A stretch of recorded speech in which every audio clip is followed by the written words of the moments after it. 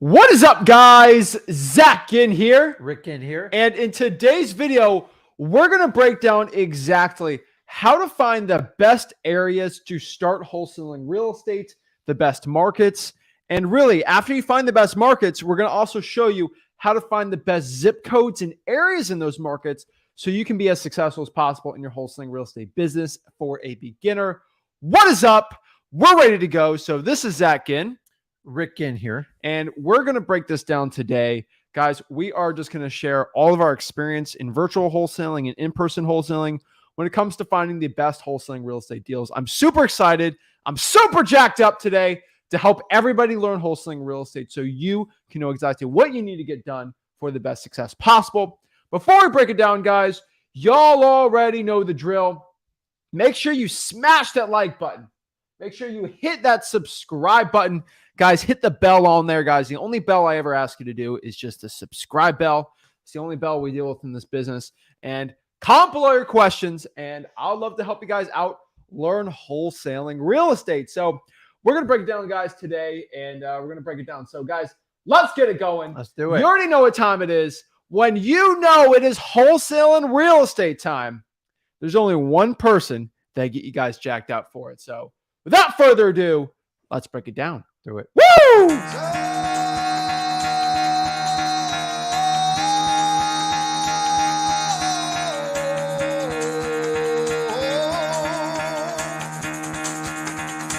Get the fuck out of bed, bitch. Go.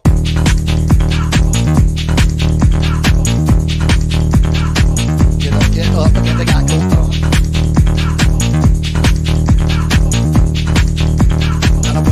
Time to wake up, bitch. Get up. Get up. Get up.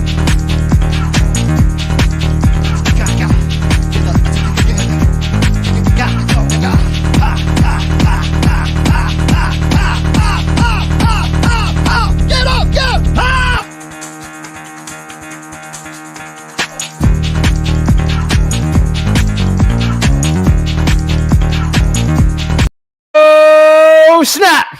What's up, guys? We are here. We are ready to go. So we're just going to get into it, guys. So just so everybody understands what we're going out here, we are currently being hit with a hurricane as we speak. So the power is on right now. In 30 minutes, the power can go out. In 4 hours, the power can go out. All I know, the power is going to go out, and the internet's going to go down. So yeah, I mean, you could be on a generator, but the internet ain't going to be working with that. Yeah. So unfortunately, we looked at every way, and then Elon Musk didn't help us out the Starlink. So whatever, they're going to give it to the people that are in, war zones and stuff. So no big deal, guys. So guys, that's what we're going to break down today. So we are a little early on the live stream, but the point is so we can share with you the information because we have to get the transmission out here to everybody. This is our emergency hurricane live stream. So you guys see my Instagram story. Parking lot's flooded, but it's okay. Hey, It's okay because we're here to help you guys out because no hurricane is going to stop me. No stinking broke guru ain't going to stop me. So we're just going to break it down. So let's kind of talk about this from the top, right? If you're a beginner in wholesaling real estate, you need to find the best markets and the best areas. Like, I mean, how important it is to find a good area for wholesaling, right? Because you could be in the best wholesaling market, but if you're going after the wrong properties and the wrong area, you're going to think that there's no gold there, right? Like, this is a terrible market. But the issue is you're probably not going after the right lists and you're going after the wrong areas, right? Yeah, so that's what we're going to break down today, and that's really what we're going to share. So what is the importance of having a good market? Well, I mean, your market's everything. So either you're doing this locally, you're doing it virtually. And sometimes, like, I've been guilty of just jumping into a market because I had some success. I moved with it. But locally, you need to find the neighborhoods that are going to work best for you. And just so you guys often know, it's not the neighborhood you live in. So I like to look for any type of properties where there's an average median price or below. I don't like to go too far below. And here's a really cool thing. If you're doing local and you're doing virtual, you literally get to pick anywhere you want to go on planet Earth to do it. And this is your time to really kind of dig in the numbers and find out. And remember, the reason you go to another market is because you believe you're going to have success. Either you have history there, you live there, you have family there, that all helps out. But if you have none of that, we're going to talk today about how the best way is to select those markets to make sure you're picking the right ones And honestly, I love to let other people do the work for me. I don't like to reinvent the wheel.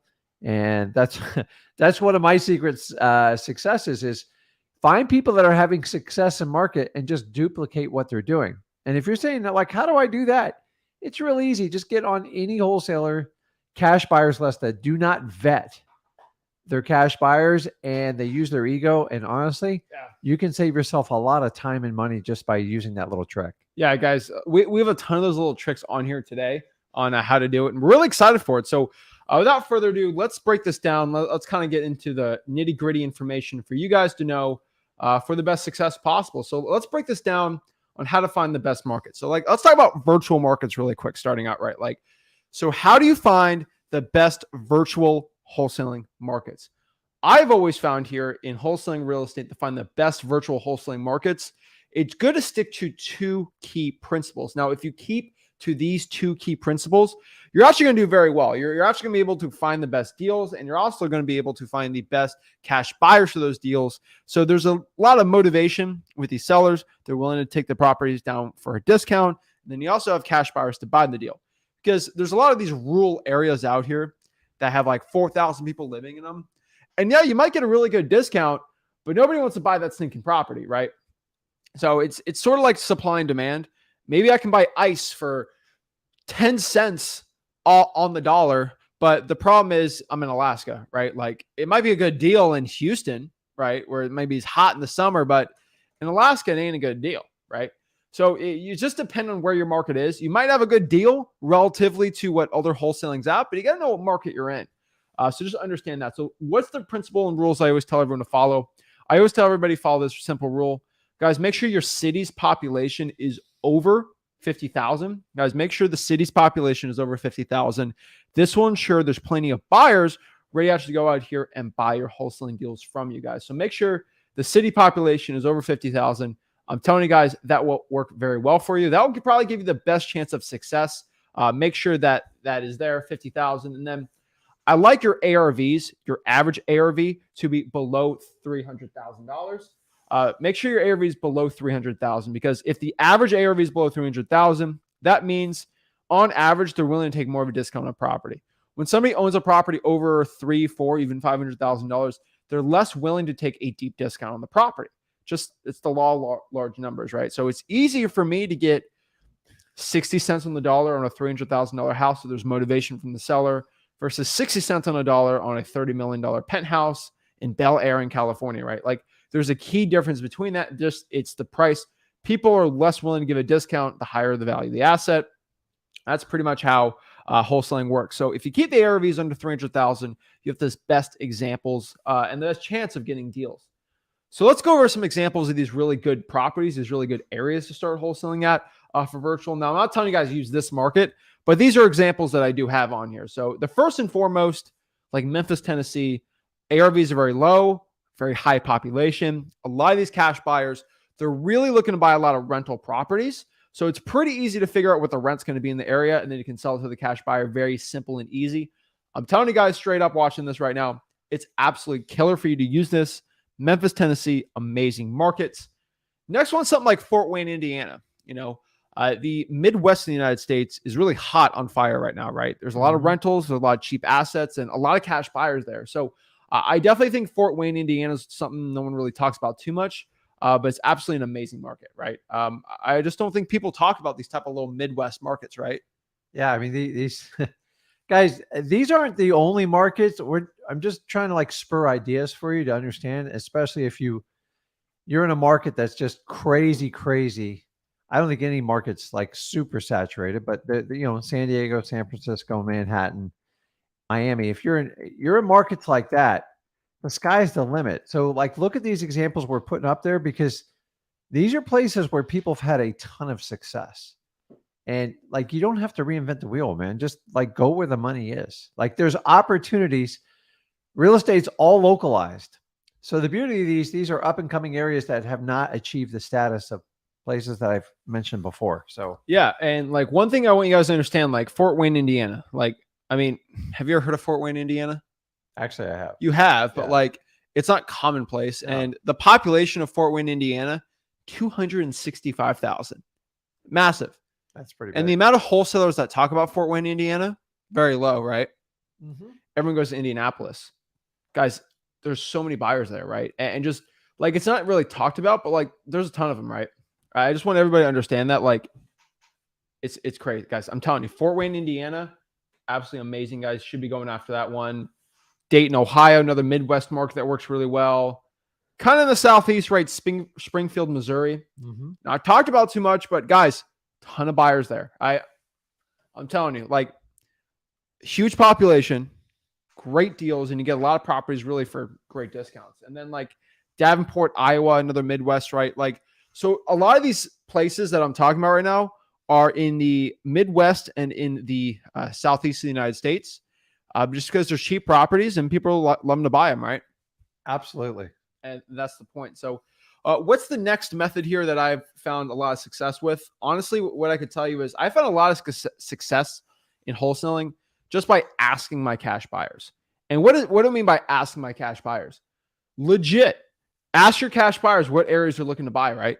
Yeah. I mean, it's so we're talking more and more like as the market shifts, you guys got to spend more intel getting from your cash buyers. So like we've ignored cash buyers for the last 4 or 5 years, and it's coming back to haunt a lot of people. So talk to your cash buyers and get intel and just ask them, where are you looking to buy? And they will tell you. And they're all going to look for stuff around the average median price of up and coming areas. So it's not like rocket science, but your cash buyers will reaffirm the areas and the price points and the type of properties they want to buy. And if you don't listen to them, you can't guess. So you have to know where they're going to go. And for God's sakes, talk to more than one. Talk to 5, 10, 15. And because as soon as you think you have a market figured out, cash buyers will start to shift. So like an example, we're in Florida. The price points have gotten so high.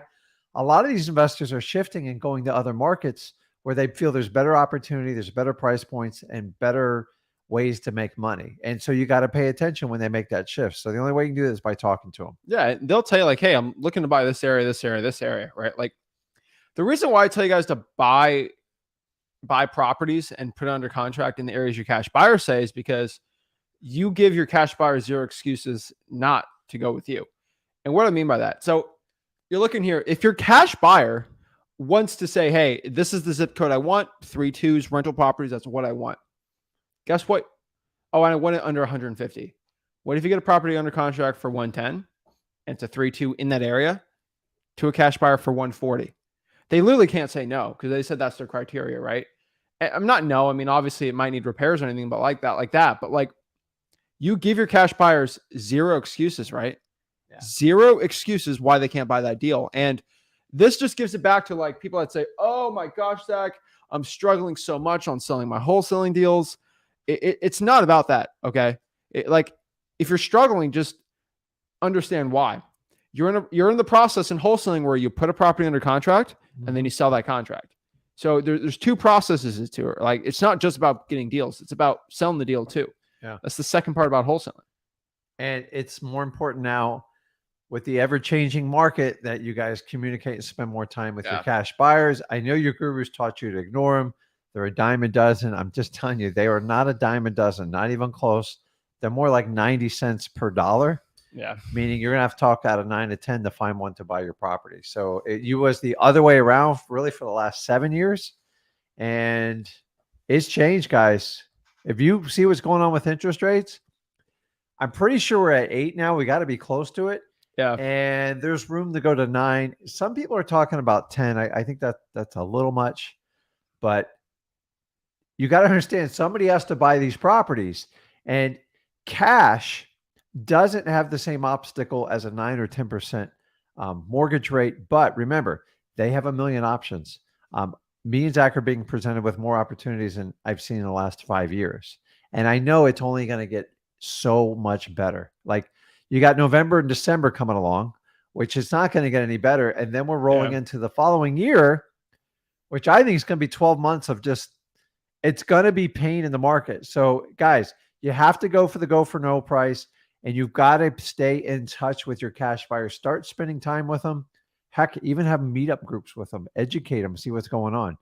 because I'm telling you, they are going to be presented with a ton of opportunities. There's very few cash buyers, and there's going to be lots of deals, and whoever gets the sweetest deal is going to get the best.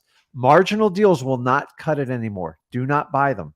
No, they have to be a lot of motivation, right? And you kind of talked about in your live stream on Monday about it, but guys, it works really well. So what if you can't talk to your cash buyers? You want to find even more areas, right?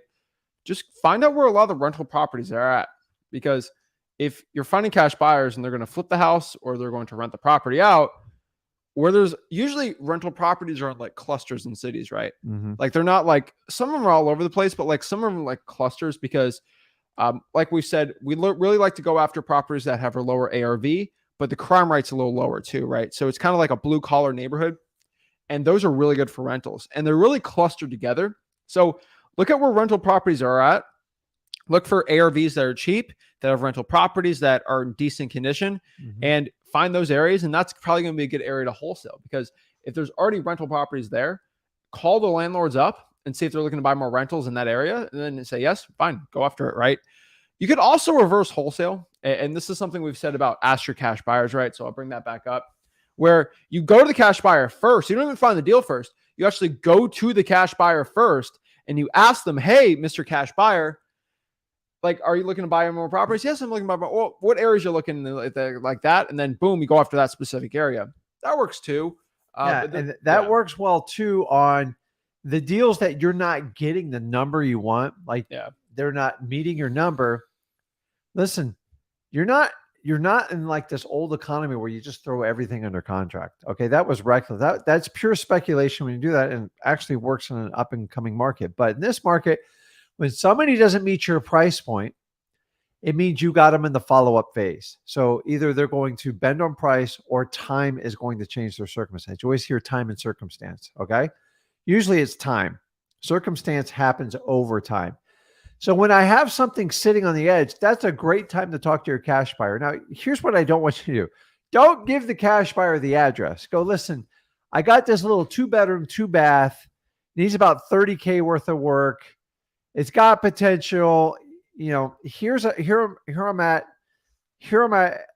with the number. What do you think? And just shoot them a number. So if you were under contract, if they were stuck at like 130, okay, and you said, listen, I got to get it at like 115 or below, that's the property where I'm going to present it to my cash buyer. I'm not going to give them the address, but I'm going to paint a very vivid picture for them. And I'm going to give them exact numbers. I go, what number do you think you would be in at that? And then I'm going to take their gauge and take that number. And if he says, you know, I could probably do like 130 or like 132, then I'm going to go back. And now I got a backup kind of offer and say, listen, can we put that in writing? You can even put it like somewhat in writing, like even a letter of intent. Yeah. Now you can go back to your seller and go, listen, I know you said like 130 was it. And just go back to him and say, listen, can we do 125 and I'll close in X amount of days? And maybe you wind up at like 127. All you got to do is get the buyers to come up a couple grand more. And now you've put together an $8,000 deal just by doing the reverse method. The key here is don't share the address because they will go behind your back. Oh, yeah. So paint out the picture. You can even share pictures. You can share spreadsheet numbers. Here's the key to this. Give them real numbers. Don't give them BS comps. Don't give them BS repair numbers. You got to give them accurate numbers, because if you get to it and do all that and the numbers are bogus, you've just wasted everybody's time. So I'm going to be much more honest about the numbers. And then eventually, I know that seller's probably going to drop down to like 120, 125. If it takes 2 months, I got him at 130, 132. I can get him 125. Sometimes you just take the deal down. So here's, hey, Rick, how do I know I need to take that deal down earlier? Well, if you need to pay your rent or your lights getting ready to be shut off, take it down earlier. If you've got time, then wait it out. We've all got bills to pay, but like some of you are just getting started out and you just need to get a few dollars in your bank account. It's okay to take wins. You will never get killed taking a profit. No. You just learn to go, okay, well, I collected $2,000. I've done deals where I've made $1,500. Why? Because I could. Okay. And there's no shame in this market in taking it. So if you guys are behind, you got payments due, you got to like put food on the table, take the couple $1,000s and live and fight another day. I'm just telling you. But if you can wait it out and you want it, the probabilities there, then wait it out. It's up to you guys. reverse engineering some of these deals works really well in this market. The key is do not share the address because they will slice you out of it immediately. And I'm telling you, I've been burned on it. We've all been burned on it. If you're new and you want to do this, that's great. Don't do this on every one of them. No, but like if somebody you sold the deal to 3 or 4 or 5 times and they're trusted, sure. Yeah. Right. But like, just be careful. I do it on very trusted buyers. So that's why I find a lot of them. And that's why you vet your buyers to make sure you actually have real cash buyers. You don't have wholesalers that are going to go behind your back. Yeah. So the next one here is just find where people are flipping houses, right? So how do I find people who are flipping houses? I can use a service like listri.com, where basically I just go to PropStream and find properties that are being bought and sold for big profits in like 5 or 6 months, right? Mm-hmm. That's a pretty easy way to do it. One thing I've always found is just find where house flippers I've always seen. If you can identify on Facebook groups, people that flip houses, I have found these house flippers. You see it all the time. They like posting their deal because a lot of house flippers, I'm not making fun of them, but a lot of them are very proud about their flip. They're very proud about the craftsmanship of the subway tiles, right? They're very proud of it, right? So guess what they do? They post the deal on their Facebook, right? Yeah. New flip on the market, gonna sell fast. And it's like some crazy price, right? But here's the cool part. You can just scroll for like the year and find where they're flipping the houses. And they're buying it from wholesalers. I see one more video of a wholesaler walking through how beautifully they decorated a house. Guys, just so you know, that has nothing to do with wholesaling. It's called a design show. And when you get into designs and stuff like that, honestly, it's much more ego pride than it is about profit, because a smart person would just, they would take the deal down and move as fast as they can. Yeah, that's how you make. Some flippers flip and they make money from that too. But like, Drives me nuts. What I mean by this is like a lot of these flippers are actually just going to go out here and they're just going to post their flip because they're proud of it. There's nothing wrong with that, right? Yeah. But here's the coolest part about that. Then I could find those areas and then go after those areas, right? Like if I'm starting out in wholesaling, these are the little simple things you can start doing to find these deals really quick and easy, right? It's amazing how easy it is right now with everything. Now, I spelled that wrong. I was pretty quick today, but trying this crazy hurricane writing this stuff down. But I was just copying this on my phone. But the next part is steal your competition's cash buyers. And I've said this a lot of times, and I get a lot of trouble every single time I say this, but steal your competition's cash buyers. So if your competition is posting everywhere that he made $30,000 on this check in this property, find out where that property was, find the cash buyer to that deal, and then boom, you're good to go, right? I found really well that if I could find where my competition's, who they're selling to, I could find where they're buying. So like if I find out that Joe Smith bought my competition's deal and he bought like 10 of his deals this month, I'm going to look up Joe Smith's company on the deed and on the public records, and I can find the addresses to all 10 properties he bought. Yeah. Oh, wow. They're all in 8 of them are in the same zip code. Huh. Yeah. Okay. Right. Guys, when people brag, use that to your advantage. Okay. Because a lot of the checks actually have the address on them. So yeah. And listen, you're like, oh, well, that's unethical. Dude, it's done to us every day. Like, you can't stop it. It's public record. It's really not hard to figure it out. And that's why I tell you guys to leave your ego out of the business. And if you don't want people to duplicate everything you're doing, stop putting your deals all over the internet and sharing it for the world. Because, well, you can post your checks. You just block out your address. Block out the addresses. Because like once I get like a target area, it's really easy to figure people out. And guys, I'm not proud that like I sit there and reverse engineer people's markets. I'm proud of it.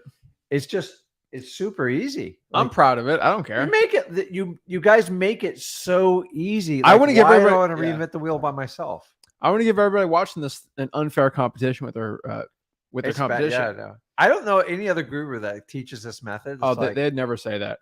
Oh, maybe it's in the discovery call, but maybe it's the 10 grand you pay them, then they'll tell you behind the scenes. So the next one here is a very unique one where gurus literally don't talk about this at all, but like just ask your title company. Hey, I'm looking to wholesale. Do you have any tips on the best areas that you're finding these cash buyers are buying them in? Because if you're dealing with an investor-friendly title company, a good wholesaling title company, that deals with a lot of wholesaling transactions. The coolest part about this is they know the addresses, and they'll give you hints because they want you to close deals with them, right? Oh, these are the 3 top zip codes that we're finding these cash buyers buying them to, right? Yep. Another big tip: they want to get money, right? They're a wholesaler. Hey, do you have any cash buyers that are looking to buy any more properties for cash from the title company I get connected to?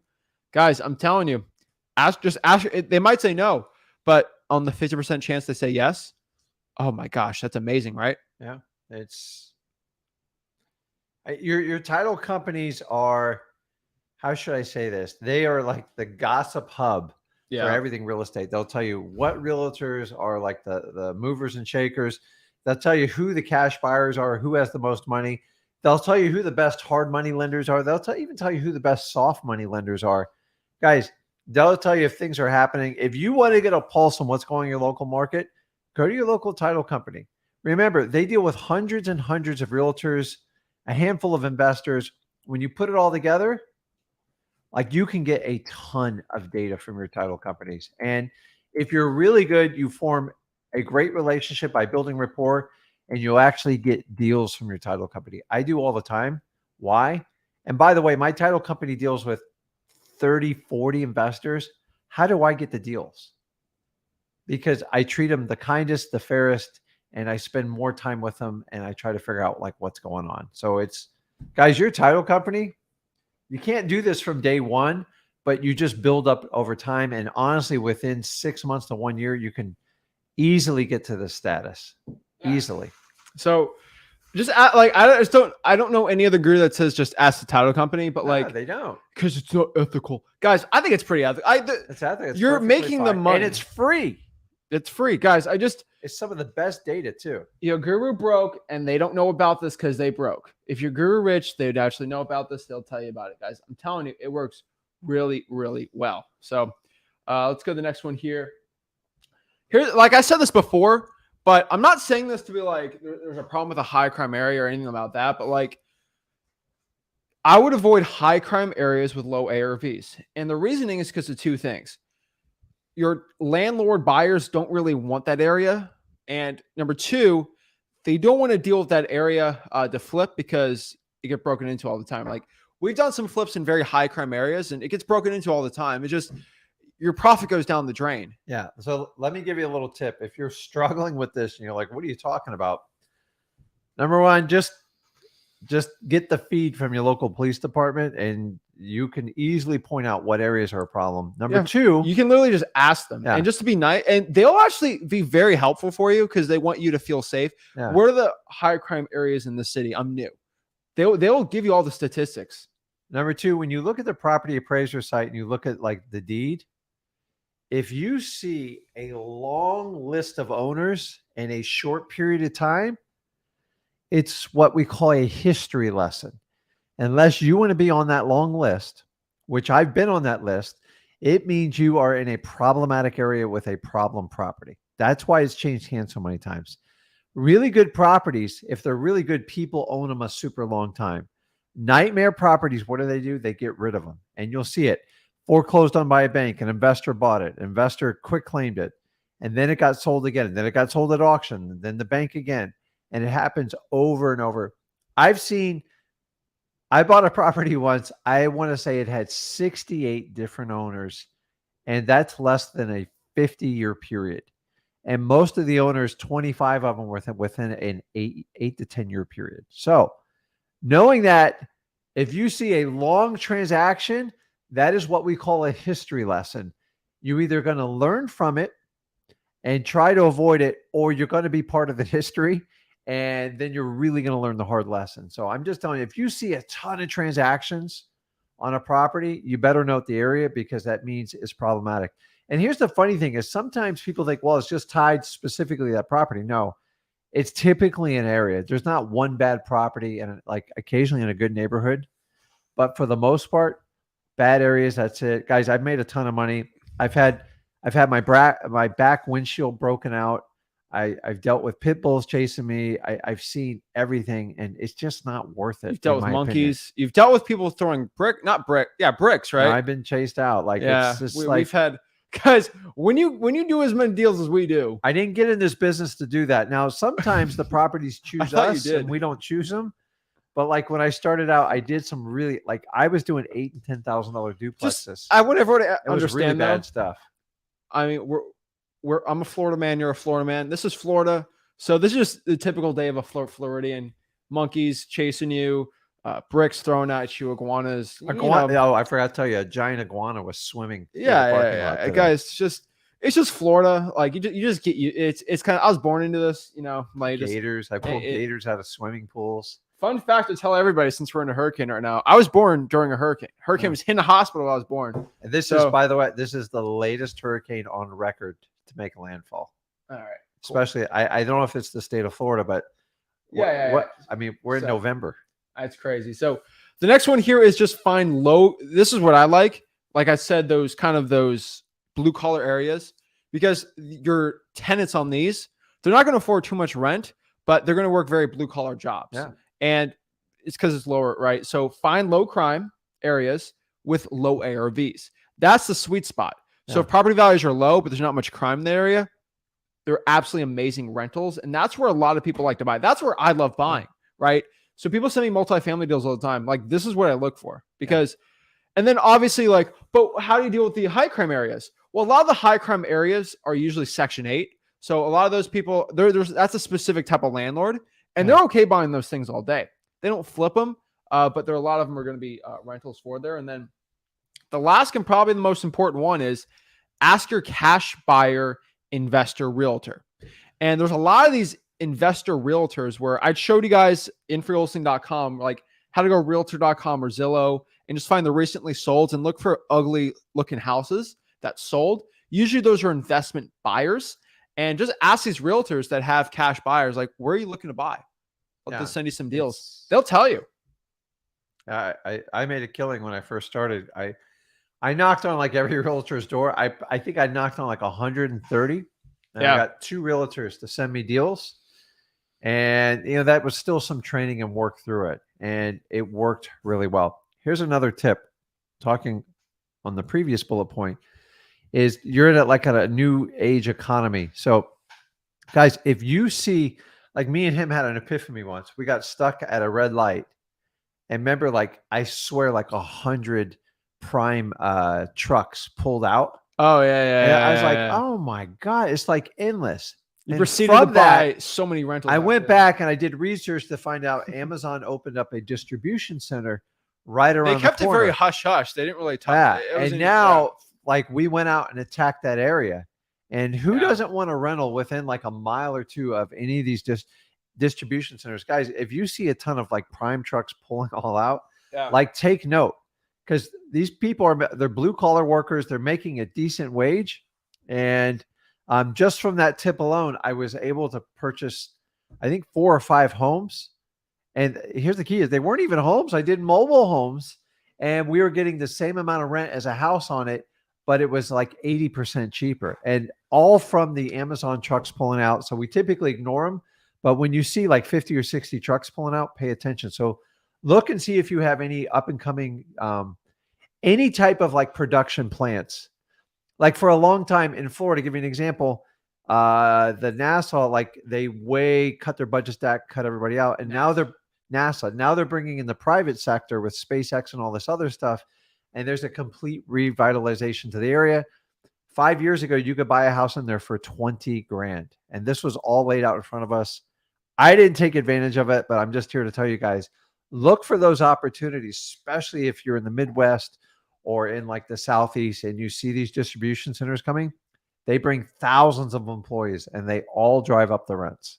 Yeah, I agree. So guys, that's how you find them. I just think it's super simple the way you can find really good areas. The issue is not a lot of people have that knowledge. So this is why in this video, we wanted to share the knowledge for you guys. So what I want to do right now is answer some questions you guys have on this topic. And then we like to go and do some Q&A, guys. So for as long as we have power, we're just going to be on the stream. So that's the point.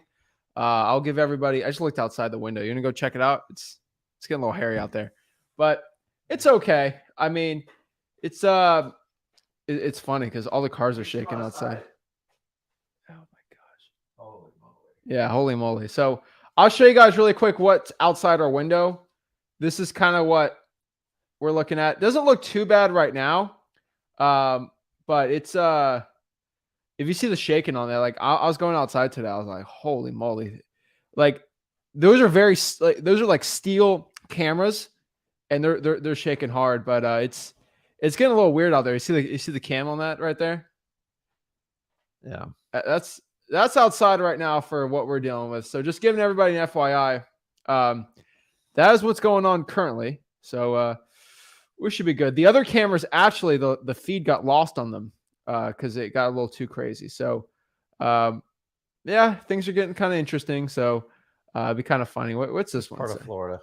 Oh yeah, it's getting nutty. So that's it. So just FYI with what we're dealing with right now. I hope my truck didn't get hit with a coconut.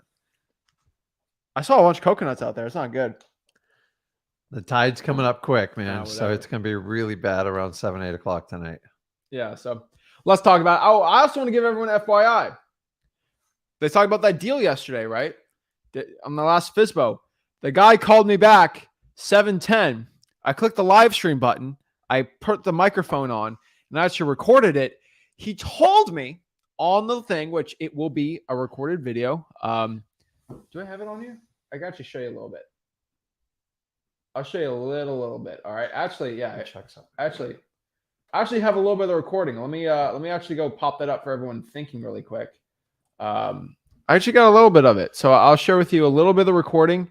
Nothing too much. Just got to tease you guys a little on it. But yeah, we actually have the recording of him calling me back. So let me just go find it. I got a team editing the whole entire thing, but let me get. Where's he calling me back? Hold on. Is this it? Good. Appreciate it, buddy. Conversation. Hey, how's it going? I called my brother and he's thinking I'm taking too little amount of money. Okay. For what I got. I don't know what to tell you. If your partners want to give me a call that are nearby and come out and take a look, see what I got. But my brother's been screwing himself. Okay. So what price? Well, he's like me. He said they wouldn't sell it. He said not under 90. He said go to the last price to begin with. He said, but it wouldn't go under 90 because he knows what I got in it too. And that's. He thinks I'm just I'm not desperate to sell, but at the same time, since I'm disabled, it's not like the judge is going to throw me in jail. I can't pay my bills, right? Yeah. Just like go out this way. He said, tell me get what I've got in it, and he's not emotional attached at all. Don't get me wrong. He don't live here. He's happy where he is. It's not like he's got any interest other than looking out for the little brother. That's it. Okay. But at the same time, if Yeah. the company's interested in it and wanted to give me a call and meet up, it's hard to find anyway. UPS can't even find me. FedEx can't find me. So how about this, buddy? Yeah. I mean, at 90, if I use the 10% off there, that's 80. Does that work? Well, let's see. Zach, why don't we do this, man? I don't know. Do you, how long have you been buying houses? I mean, who do you work for? So I work with my dad. So we've both been buying properties for over 20 years. Well, I mean, 6 for me, 20 for him. But I mean, I don't think the cash I have is going to affect, or how long I've been buying is going to affect the cash I have right now. So. Well, that's true. But if you can, the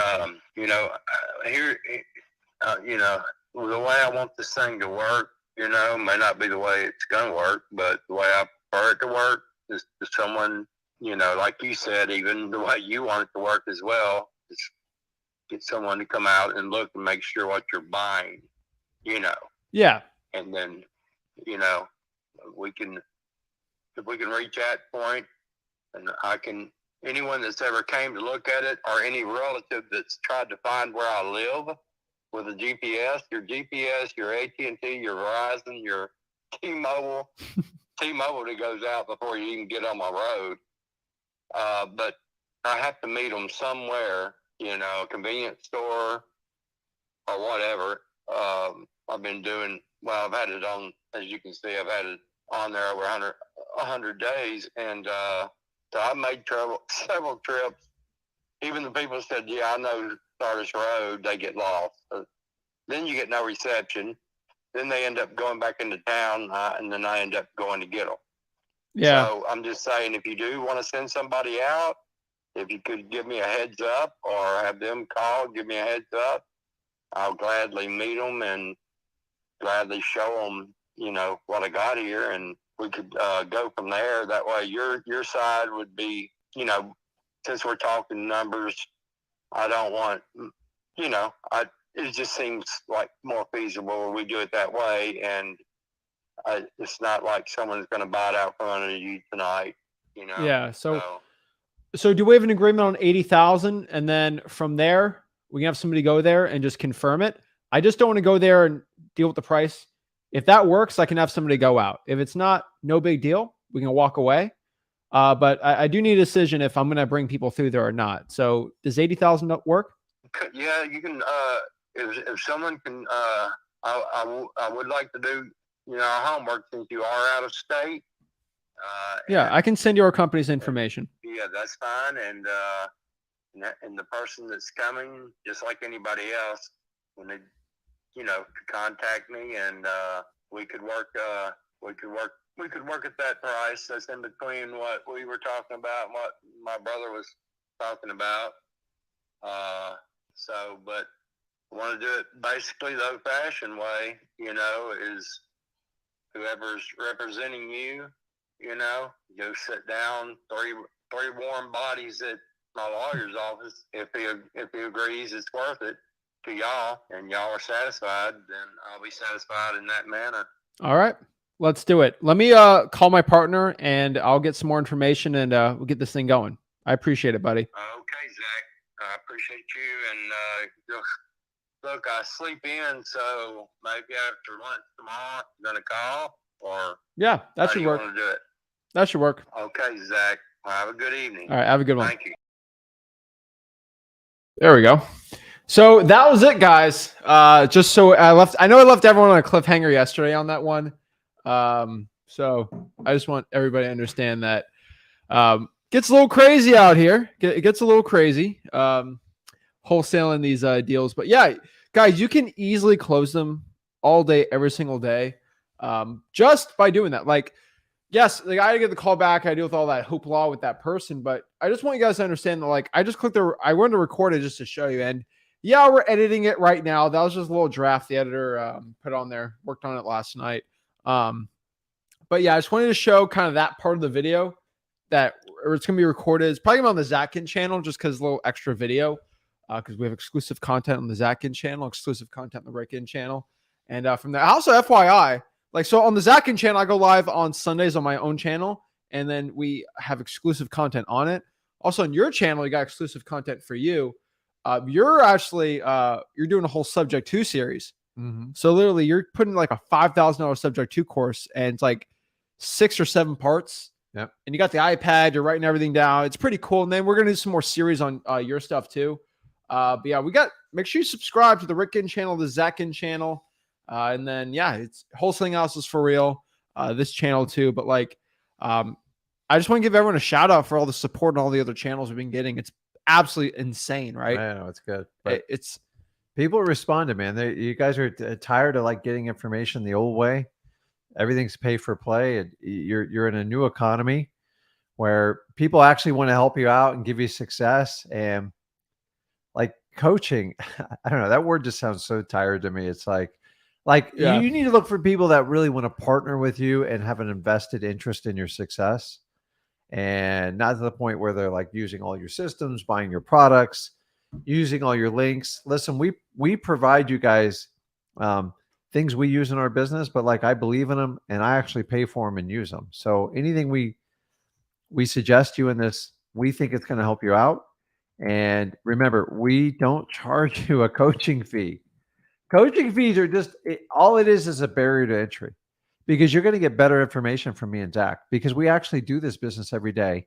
And there's very few people that have more experience than us. Like, it's just, tell me someone who's been doing the business 20 years, please.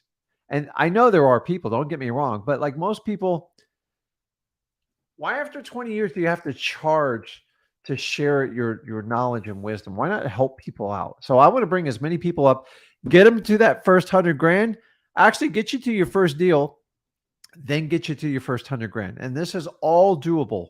And if you'll put in a 2-year commitment to wholesaling, I will completely change your life and the trajectory of everybody, you and your family. I'm telling you, I've done it. That's why he's sitting here. That's why we're sitting on a live stream right before a hurricane. Do I carry hurricanes during hurricane? Yeah, but like honestly, I don't let a hurricane change how I operate. As long as my family's safe, that's all I care about. Like, but it's like I still work, man. But here's the problem. There's only one channel. There was only one channel that gave out free wholesaling content, like legit, completely free, great content. Yeah. And I was like, shoot, no one else is going to make one. I'll just make a second one. Yeah. I made a third one.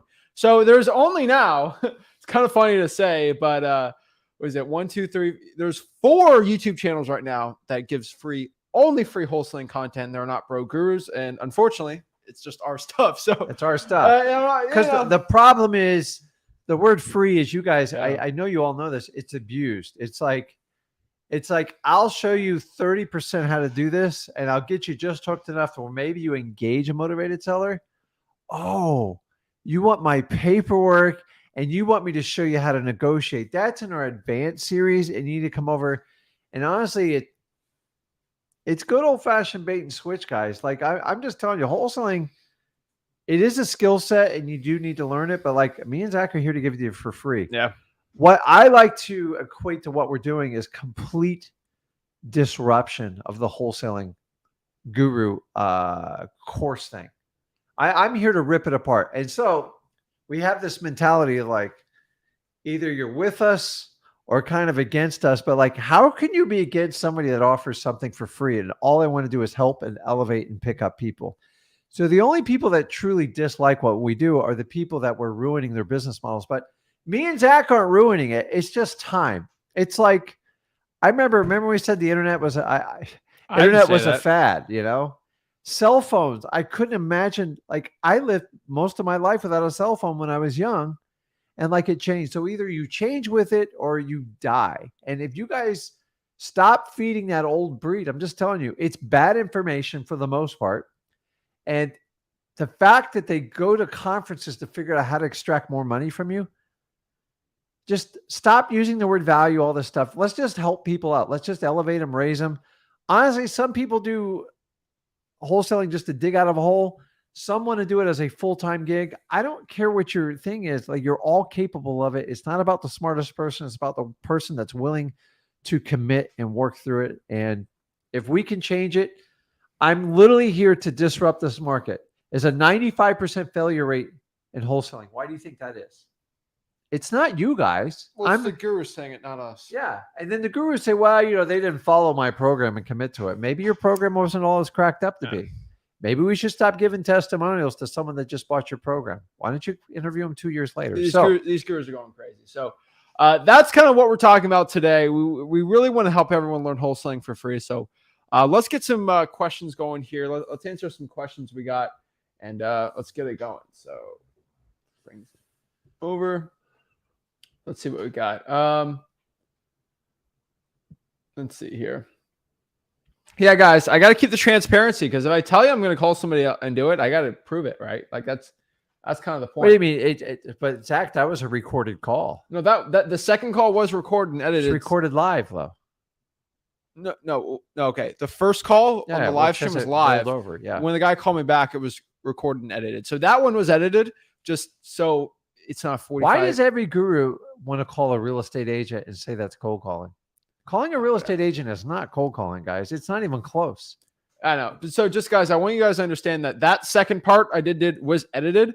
I mean, it was recorded live technically on the recording, but it wasn't technically live because I didn't hit the live stream button on it. So, but everyone wanted to know what the follow-up call entailed, so I put it on there for you guys.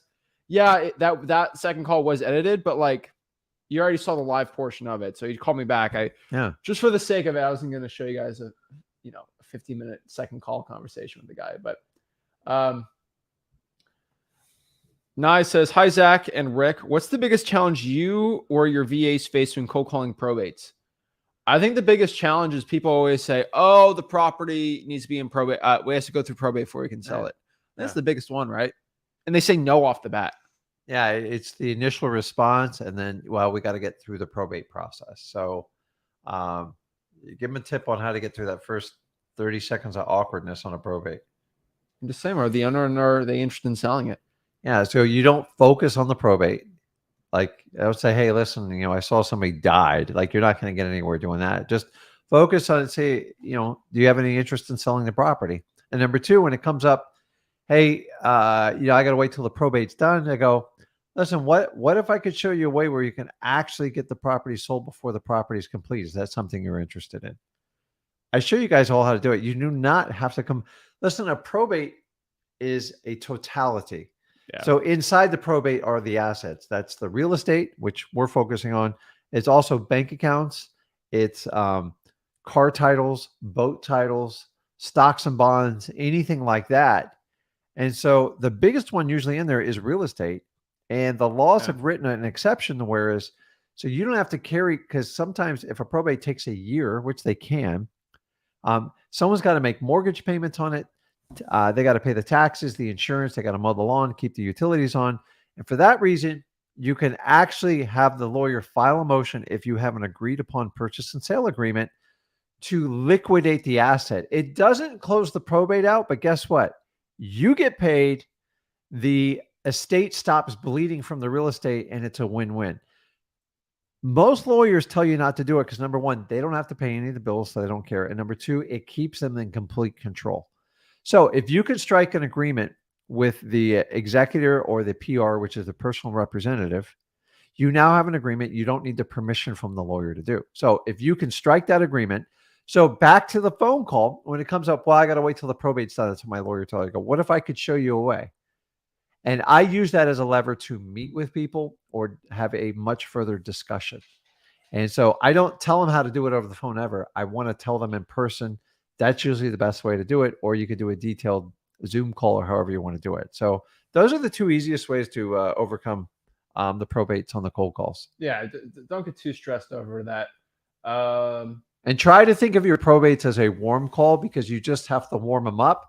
So the best way to do it, they got cold, but you got to get it warm. And don't discuss price in your first phone call. You're wasting your time on that. I agree. Most wholesalers are going to attack price. So if you don't attack price, you're going to get a longer time to build rapport. And once you start to build rapport, people drop down their shield on you and they start talking to you about problems in life, and you're there to solve them. So that should help you out too. Yeah, it's getting a little crazy. So Janine, I will answer Janine's gripe, and we'll talk about this one. Janine says, that was sticky because most of us don't have like any company info to send. Do most sellers ask for a company info because they know that you are not in their town? Sometimes they do ask. And yes, I'm going to send them my company's information just because we buy millions of dollars of real estate pretty much every month or every other month. It's at least $1 million in purchasing of just like buy, not even wholesale, right? So what I want you guys to understand here is these are your cash buyers data, and they can be your partner in the transaction. So it's not really sticky because you can just do that. And I don't really see there's a big issue with that, right? Jackson says, what's the best time of day to cold call? The best time of day to cold call currently right now is 2 to 7 p.m., whatever it is. So 2 to 7 p.m. where you're calling. So if I'm calling in, let's say California, that would be 5 o'clock my time, 5 to 10 o'clock my time. So just wait, 3, 4, no, 5 to midnight, right? So yeah, just don't call too early, don't call too late. But sometimes the best time is when you can actually sit down 5 to 10 and make the time and make the calls, because some of us don't have options depending on your job. Yeah. So like just sometimes you just kind of get it done. So what time works for you? If you have a choice, you can go between 2 and 7. But if you got to do it when you get off work, then that's the best time. I agree. And we have a lot of people on this live stream. I want everybody to let me know. Should we start doing some live streams? Not completely, but like we could start doing some live streams at 1 o'clock. Because let me know if that works. Because we're getting a lot of people on. It seems like it's a good time. There's a lot of It was kind of a last minute thing. Yeah, well, last minute we didn't really have a choice in the matter here. But let me know if you guys like the 1 o'clock live streams. Makes it a little easier for us. That's definitely kind of what is that? Some people miss 10 out a.m. with work stuff though. Yeah, I mean But it's recorded. I mean, yeah, I mean it's play the 10 replay. a.m. West. So yeah, let me know if you guys like the 1 o'clock. I think it's biased because everyone on here. Everyone's got a different opinion. But no, everybody on here is on the 1 o'clock, so it's easier for them. The people Exactly. that usually use the 5, they're screaming right now on them. But we do some late ones. Yeah, Do 8 p.m. Eastern time, and you do 10 on the Sunday, Monday. Oh yeah, those are always great. So, So we mix it up. We mix it up. You know that we See, Angel says 1 p.m. is better. I think Angel just made a decision for us. Now, I don't know. We'll figure it out. We'll see. I mean, I like We can 5 mix it up o'clock a for little lot of bit here part and there. times. Yeah, I know for the cold calling, we got to keep it at 5 though. that's true. People are like asleep at 1. They're just waking up. Yeah. So, yeah, it'd be cool. Just curious on what people think about that. 2 years better for Lady Ann. So yeah. So swordfish. So everyone likes 5. Oh my gosh. See, when you ask, you're gonna get a million different opinions. So. Actually, I should make a poll. I'm not even gonna go there. No, we can make a poll on it. So, yeah, Swordfish has a question. So Rick has actually on his YouTube channel, Rick Ginn YouTube channel. Shocker, but everyone should subscribe to it. He has some exclusive content, and one of them was how to buy a rental property for free. Yeah. And part 2 was private. Yes, we put the link on there. It will come out next week.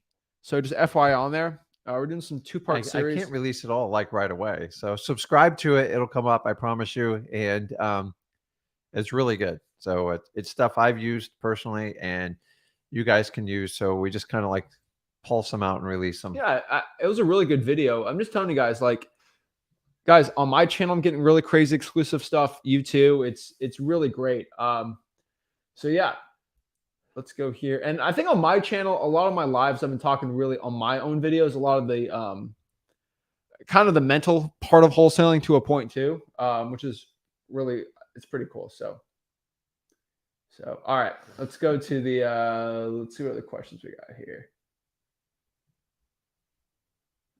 Hi, Zach. I just wanted to ask what to write in the email to the title. You're overthinking this. Hey, here's a contract. You call up the agent. Technically the escrow agent. If you want to go from there, or the closing person, then just let them know. Hey, I have this person sale, and I'll give the seller's information on the email. Let's see. So apparently the West Coasters like the 10 a.m. time too.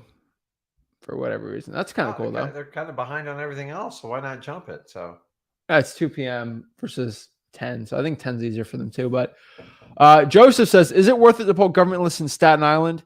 Yeah, I like the 50-50 approach if you're in Staten Island right now, just because things are a little weird there because the property values aren't too high, but it's kind of weird how the regulation stuff is. So I'd do a 50-50 approach. And so the next question here is, Zach, how do I hop on the calls? How do I schedule a call with you? There's no scheduling. You can't buy my time. I dedicate 2 hours usually Tuesdays, Wednesdays, Thursdays to this. So the only way you can hop on and actually talk to me is you've got to go on the Facebook group. That's Wholesaling Houses for Real. So hop on here. This is Wholesaling Houses for Real. On the pin, I pin the link. So you hop on there. Here's the StreamYard link.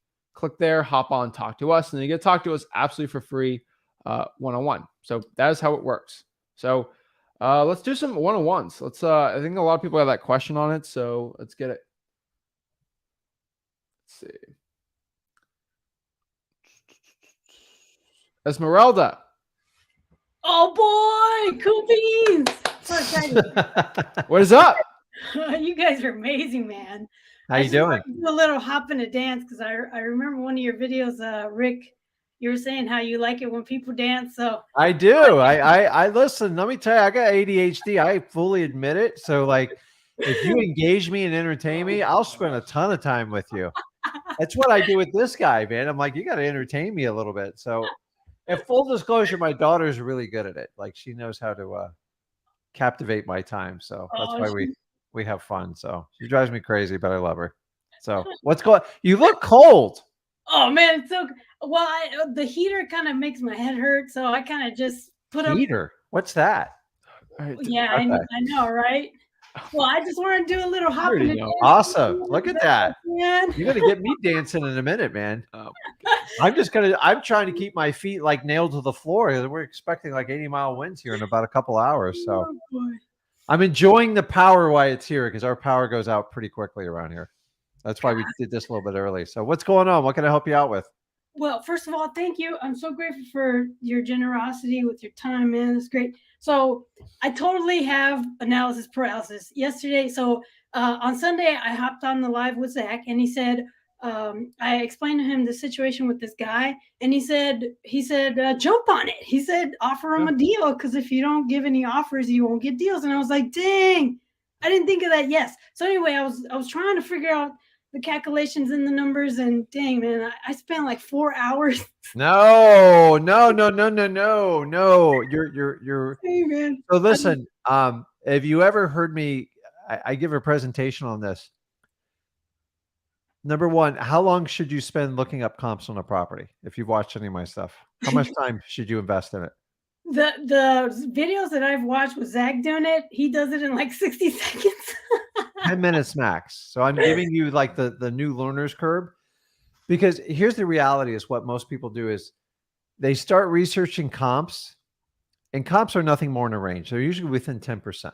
Okay. So if comp range is 200 to 220, pick 200, probably take another 10 grand off of it. That's your comp in this current market.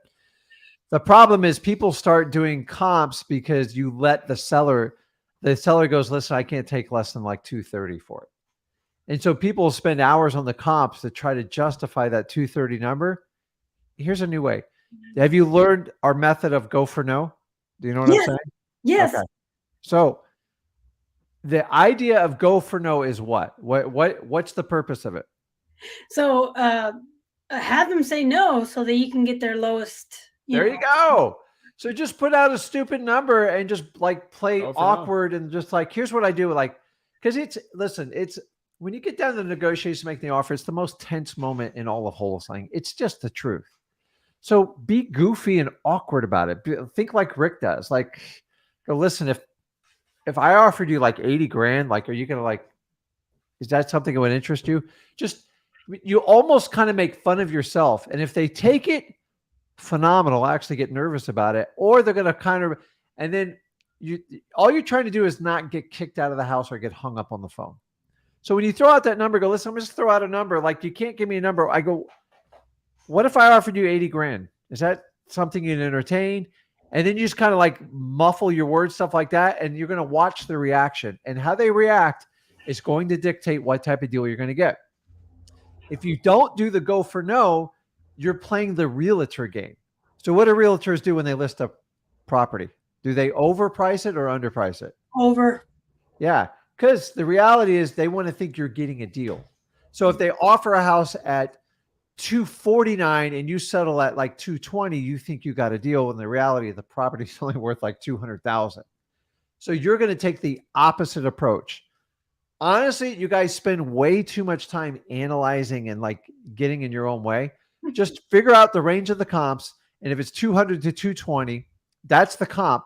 Just go in and offer like 100, 110 and just see how they react. And if they don't give you a reaction, like they want to work with you, just move on to the next one or put them in your follow-up. That way you don't have to spend you don't have to be, you guys, I honestly, when I first did wholesaling, I didn't even do comps. I would offer them such a ridiculous low number. I'm like, it's got to make sense. Yeah. And if you do that, you'll protect. You are going into a market where the number just keeps dropping. So you got to ensure like the lowest price. So our human nature is to analyze the crap out of stuff. Okay. And I'm just telling you, if you want to make money in wholesaling, like my offers, I tell people, if you have to use a calculator, you're paying too much. Do simple math in your head. I know it gets complicated when there's repairs and stuff like that, but You're looking for the reaction. Either they're going to kick you out of the house and go, I can't do 80, but like I can, like 120. Me and my wife talked it over. That's as low as we can go. It's like a golden ticket when they tell you stuff like that.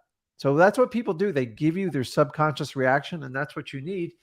Like, honestly, wouldn't you rather just kind of cut to the chase with them? So you try to build up rapport. You can't do this right off the bat. Just do it by the go for no. So did you do the go for no with them? So I guess I'm building up the courage, and I thought I'd get on live. It's not going to hurt. I'm just telling you. Do that awkward, goofy thing. So what's the ARV on the house, you think? Because I know you've had like 5 hours to study it. What number did you come up with? What's the range? Okay, so the range I came up with was, I think he bought it, according to Zillow, he bought it for 4.5. I didn't ask you. I said, what do you think it's worth? Don't worry about what he bought it for. That's irrelevant. Okay. So what do you think it's worth? You're a realtor right now. Okay. The range that I came up with is between 5 and 21,000.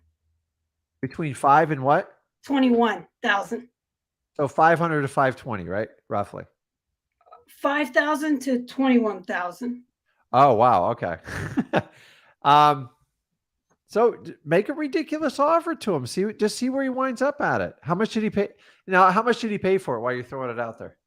The Zillow says he paid for it. He paid 4.9, I think, 4.9 thousand. So Okay. 4,000. Listen, you're in such small numbers. Like, don't even struggle with this. Okay. Just say, listen, if I give you 1,000, it's something you're interested in, and just shut up. See what he says. Whoa, 1,000? Well, like, just start somewhere. Like, listen, that's a very low number. Okay. Yeah, that's true. Just to let you know, I paid more for my accounting today than you probably paid for this property. So I'm just telling you, it's when they're this small in numbers, guys, when you have numbers like sub 50,000, you should like make it really easy because they're small numbers. Percentage wise, they're big, but mentally they're small numbers. So maybe it's 1,500 or 2,000. The question is, what can you sell it for? Have you figured that? I don't want you killing yourself over a couple grand. I want you to have the victory, but I need you to go out and find $10,000 and $20,000 deals. So if you learn from this deal, but don't spend a lot of energy on it, because if there's only a couple $1,000s profit potential, and you've already spent probably 2 weeks on this thing, we're wasting time. I need you to go find other motivated sellers to do this. So just don't get caught up in listen, you go from 1,000 to 3,000 like that. It's no big deal. It's the same percentages. So the fact that I shocked you with that number is that I need you to start thinking some of that. Remember, you can always come up in your offer, but you can't come down. So shoot for the hips. Okay. Like, let me ask you this. Zach was with me on an appointment once where like we were getting ready to negotiate and the lady offered to give us the house. Yeah, I remember that. So like I was getting ready to negotiate. And then I just went through a deal this last week. You know, the one I'm talking about. Yeah. Guys, like, what if I just gave it to you? I'm just like, now these were much lower in numbers like you were talking. It happens all the time. People walk away from properties. Counties take them over. You just got to open your eyes up. You think everybody has like a set dollar amount. You'd be surprised what people would do. Okay. Do you know how many churches get properties donated to them? Like you would be blown away. Like people just want to help out. So stop having this preconceived notion in your mind and go and offer the guy $1,500. And when he says no, what's your response? I didn't think you'd take that. I just wanted to see. So like, what's the best you can do on this? Like seriously, what's the number to get rid of us and just leave it at like that? Let me ask Esmeralda a question. What's the tax assessed value on that property? Man, I looked it up too. If I wrote down like 4 pieces of paper with numbers all over the place, and now I don't even know what's what. What's the tax assessed value? I think it was 28,000. 2,800. 2,800. Yeah. Offer that. No. Yeah. Okay. It's easy. Just make the offer. You know what? You're scared. Yes. You got to find the deep rooting problem why you're scared of it. Yeah. So, and some of this is like psychology. Maybe your parents did a number on you. My parents did a number on me, but just make the offer and you're going to build your muscle up. I don't even care if the deal works out for you. How's that? I just want you to make that offer. So do you do it in person or over the phone? It's over the phone because it's in Dayton, Ohio, and I'm in California. So just sound off. If you're uncomfortable, just work with it. Go, well, would you consider $1,500 cash? just shut up. See what he says. You got to really pay attention to the response. The main thing is you got to just make the go for no offer. And remember, you just work your way up. And tough like that one, I wouldn't go above like the tax assessed value on such a low priced property. Because remember, you still got to make money on the exit plan to sell it. So guys, when the numbers get below like 50,000, do not spend a lot of energy thinking about it. Yeah. You got it. Just make the offer. The worst, what's the worst he's going to say to you? He's going to hang up and say, fuck you. So do you want me Why is to that a hang up problem? and tell you that? Because then we can just get it over with now. Yeah. Esmeralda, I told you 4 days ago to do this.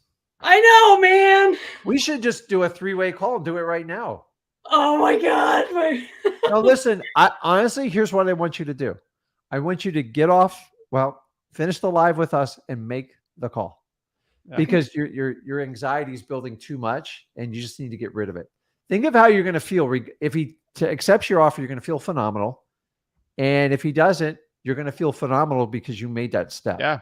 Okay. You just have to do it. Like this fear in your mind. Do you not like rejection? It's horrible. I man. don't. Like, here's a little secret. I don't, he doesn't either, but it's like, I don't let someone's rejection dictate how I'm going to feel low. Like, it's like, okay, if you feel that way, that's it. It's on them. It's not on you, but you have to make offers, guys, in wholesaling, because like try to tippy toe it. So make it. And either way, you're going to win. So can I commit to that? You're going to make, as soon as you get off this live, you're just going to just get it over with. Yeah. All right. Let's do it. Okay. And I want you to come back on and tell me what you learned from it. And remember, just make the offer and go, I didn't think you'd take that offer. What do you need to get out of this property? And then just shut up and just start playing with them. Have fun with it. You're going to learn a lot. So many people try 5-6 tries and wait 3 weeks. Just get it over with. Do it. Build a little rapport, make the offer, and you're going to feel so much better after it. And then the next time you can't wait as long and you're going to do it faster. And remember, you're going to do it over and over. That's how you make money in wholesaling. Okay. All right. So just give him the offer.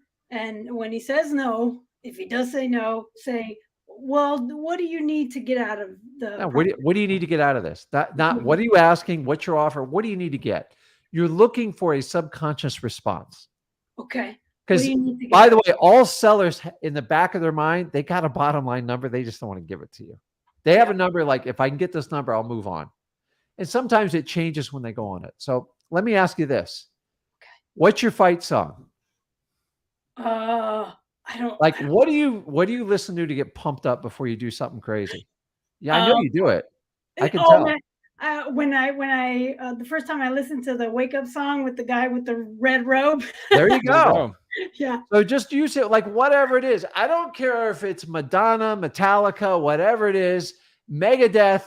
Just get in there, just get pumped and go do it. Because that's what I do before I work out. That's what I do sometimes to get like excited. Like you've got to be a figure within yourself. God gave you a superpower. You got to find what it is and just like jump on it. You're an excitable, fun person. Let it come out with your sellers. Have fun with it. Life's short, man. Just get in there and get it done. You're going to find more of them, but you cannot be successful in wholesaling if you don't make offers. I will guarantee you that. Okay. So make the offer today. All Correct. right. So when you're done with the live, you're going to get your fight song and you're going to go make that offer. And then you're going to call us back later in the week and let us know how it worked out. Okay. That sounds great. I have one last super quick question for Zach. When I just saw how you were talking to that guy that you were talking about yesterday, and when you and him made an agreement, the 80,000, do you just rely on the verbal agreement, or do you email him the contract and get it signed before you get someone out there? Or yeah, it's verbal during that time, and then we're gonna go over there and get it under contract. Yeah, then we just do then you just have to follow up and do your due diligence. Because I have buyers over there, so I can do it. Yeah. Okay. If I didn't, then I'd lock it up right now. So let's say this guy says yes to the 1,000. Let's say he says yes, and I say so. At that point, I would say, okay, can I get you to DocuSign a contract for me? Nope. Let's say, oh no. You said the C word. Oh, that's right. The agreement, right? Oh, yeah, agreement. So just try to not use words too scary, and make it like it's awesome. I can send you over. While we're on the phone right now, let me send you over an agreement over email. What's your email? Boom, sent. Yeah. Okay. Wow. All right. All right. I'm on it. I'm on You it. got it. Come on, Esmeralda. We're gonna And guys, get it's not her done. that just has this problem. Like a lot of you are in the Yeah. same boat. I'm just here to tell you, the worst people are going to do is tell you no, or they're going to hang up, or they're going to call you a bad name. So if you Yeah. want me and Zach to do that for you, we get yelled at all the time. Like I just don't take it personal, and like I move on with my life. Honestly, when people chew me out, I actually wish them the best because they got something going on in their life, and I know they're just vetting on me. And like people are no different. We're just trying to make it work for them. So make the offer. Okay. Okay. I'm going to do it. Thank you so much, Okay. Rick. Awesome. Zach. Have a Okay. great one. Bye. Bye. All right. Awesome. Awesome. That's a Awesome. good one. Rebecca. Hey, good morning. Well, Morning. I guess afternoon for you guys. Morning for you. Hey, just getting on just to keep my accountability with you guys. Really, I've just been making calls on that struggle bus, but not giving up. All right. How many calls did you make? Let's see. I made about 250. Okay. And how many contacts? I've had a lot of voicemails. I'm trying to adjust my time for the area that I'm Yeah. using. I think I'm just maybe a little too early. Okay. What's your what is your how many contacts did you have last week? Contacts, I had 3. 3 contacts last week. Mm-hmm.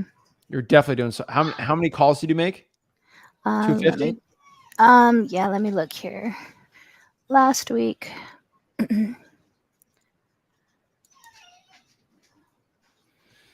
Sorry, just loading it. No worries. Do you hear my dog? Sorry. I don't mind it. He's a big knucklehead. Let's see. Last week. Oh, come on, computer. Sorry, it started snowing, and so my internet always starts no. to go slow. Oh yeah, happens to me all the time. Yeah, right. It said 300. 300 calls. So if I'm just letting you know, if you made 300 calls and you only got 3 hellos, there's Mhm. definitely something wrong with the list or the skip tracing or your phone number.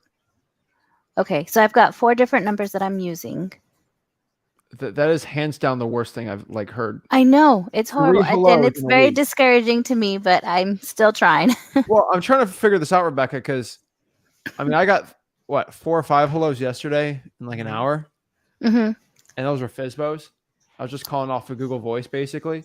Are you using Google Voice? Like, what kind of dialer are you using? I'm using Batch Dialer. Okay, so batch dialer should work. And what kind of skip tracing? Skip tracing is from PropStream. So you're telling me you're using PropStream skip tracing on a batch dialer, and you're only getting a was that 1% contact rate? What's this list? I have it's let's see, this one is I seen. So I'm in Des Moines, Iowa, Okay, what list? and it is vacant. I'm sorry, I have a couple different campaigns opened. This one is a vacant high equity. Okay, I want you to talk to batch dialer, their support, and just figure out if it's their problem or not. What I want you to really do is do me a big favor here. I want you to call 100 of those vacant property leads in Des Moines, Iowa, on your personal cell or on a Google Voice. Hand dial it. Hand dial it. Okay. And see how many hellos you're going to get. Okay. And then they'll give you a good baseline. Okay. I can do that. All right. Get back to me. All Let right. me know. I will. Thank you so much. All right. No worries. Bye. All right. That dog's driving me crazy. Fiery. Hey, what's going on, fellas? What's up? How are What's you? up, man? Oh man, I'm doing fine, actually. Awesome, man. Love to hear it. How can I help you out? Yeah, so I don't know if you guys can see me. Can you see me? Okay, Yeah. Loud and Yeah, clear. we see you, man. Okay, so yeah, man. I mean, I really hopped on, just to give you guys updates, say what's up and everything like that. It's been rough the last couple months, but I have to cancel a couple deals. But what I need help on, I have a deal actually in the contract now that I'm shopping the buyers, and I actually just emailed you guys as well for the JV with me thing. So I submitted that already. But my question is, I have a property that is on market though, but is one of those old listings, and the seller is actually selling about 6 acres.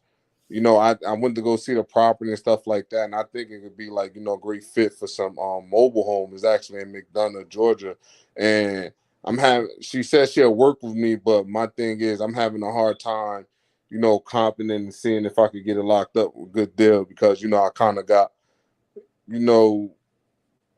how can I say it? I don't want to get this property under contract and then have to cancel this one again. So that's why I haven't got it under contract yet, because I don't want to get it at a bad price. But I offered her 170. She said she will work with me. She won't take 170, but she'll work with me for the 6 acres. But I'm trying to see, how will I be able to comp that? Can I, like send you guys like the pictures and everything, where I can get Here's help the like thing. that. If you're sending us the deal just so we can comp it for you, that's not going to be a good thing. Oh no. That one is No? a whole nother deal. I mean, I Okay. already All have right. that under contract. I did everything for that one already. Okay. My advice for you on 6 acres on property to comp it, you're going to have to talk to a buyer. Okay. That's going to be, there's probably 5 or 10 buyers in that whole market for that deal. So, because it's not regular property, right? So you're Yeah. going to have to talk to the buyers and ask. That's going to be your best way. Okay. And it has a property on, the 4 acres she have. There's a property on there, but I think it's like a tear down and everything like that. Yeah. So that one she actually has listed on the MLS, but the other one she was trying to, piece together, and they said she'll just charge. I mean, work with me on the price. Yeah. I would find builders, just cold call builders and see what we can do from there. Ask your title company. If you're in Okay. Georgia, it should be a closing attorney. But yeah, I think it'll work out well. All right. So I'll just get on that. But yeah, man, just wanted to get on to say what's up and everything like that. And I'm close to getting my first deal, so I'm keep at it, man. I can feel it, man. Let me ask you a question. When you're giving your offers, how are you going to give the offer? Like what technique are you using? Well, I'm using, your technique. So I'm just basically going on and ask them like, cut and dry, no back and forth. I mean, what are you looking to get out of the property? And some they give me back and forth, whatever. So I just lowball them. I mean, like, all right, would you take 100,000 for it? There's no way I can take that. All right, so what would you want to get out of the property? Then they said, oh, I won't take no less than 215, 220. But then I'm like, I can't do that. So I walked away from a couple deals, just not doing their price and staying firm on my number. Let me give you a suggestion. I would try to do the good cop, bad cop approach. Okay.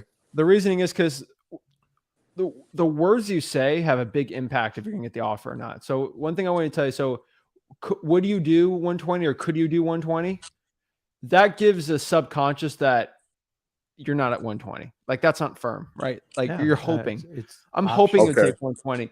Something along the lines of, and you see this with my offers on the FSBOs of how I get those accepted. Hey, I was talking to my partner Rick, and he's close to like 100,000 on this. Okay. Oh, why is that? Why is that? Why is that? Right? You can do that too, and then meet in the middle from there. Well, you got to work with me here. Like he's at this price, and you're at this price. Let's meet in the middle. That might work too. Another one too is, hey, Mr. Seller, based on the acreage here, I probably got to do some work on it. I got to tear down this property. I'm going to be at around 120,000 on this. That's what I have to be at. Okay. Shut up. Let him say, this is where I'm at. And that's the final thing. And obviously you can go up if you have to, but like be a little more, I don't know. How do you say it the right way? Like just be very like, firm hey, with this is it. Because you give people options, man. Oh my God. I mean, let's face it, negotiations, they want a price, you want a price. That's where negotiations come. But you really need to have them come closer to you than you ever coming closer to it. So if they think there's an option like could, or do you think, when you start using option words, they're like, Okay. once they hear it twice, they're like, oh, okay, this guy's going to go up. like once somebody knows like you're done with a price, here's what everybody needs to understand is you can always go up in price. So even when you bluff in real estate, and I do it all the time, if you really wanted it, you can go up, but be careful what you wish for if you get it, because that's the challenge in it. So especially in this current market, when you say, hey, this is what I got, just idea letting know I have limited. So he uses that trick. I use the limited cash availability. Ready for this one? I'm just gonna be honestly, I only got 120,000 cash ready to go. But I'm gonna look at some other houses this week. Yours is a good fit, but if it's not a good fit, I got to put this to bed and move on to the next one. You can still go up. It doesn't matter. Like you always have the option to go up. You just can't go down. And so let them kind of do the maneuvering, and then you can make the final decision where you want to wind up. So kind of use the words Zach helped you out with it. But like if you have somebody else to blame, either a partner or blame your bank account. Okay. So I've used this one. I'm going to be real with you. I only got $100,000, and if we're this far apart, then maybe it's not a good fit. You have to have some sort of takeaway. You just can't have the take this price or I walk. You can't be like that transparent. So using the words, the words are powerful, man. Like we hurt each other's feelings all the time with just stupid words we say. Your sellers are hypersensitive to what you say. So just listen to yourself and do a little role playing and practice with your words. It makes a huge difference. Okay. And if you offered me like that, I would push you. I would get you up. It's funny that you say that, because I've been finding a lot of sellers have been, pushing it now that that you guys put it in perspective. Like they actually do push when I give those option words. So I guess I can work on kind of like the hammer and the nail analogy. It's like the reality in wholesaling is you got the idea is you got to lead them closer to you, then you're going to lead to them, or they're not really a wholesale deal. And if they're not bending at all, so you got to start like, why am I negotiating with this person? Most likely they don't have the motivation to sell it. So you go back to the root of the problem. If they don't have high motivation, you're typically spinning your wheels. So but like every little tip you pick up is going to make you a better wholesaler, and like you learn and you make more money with each deal you do. Okay.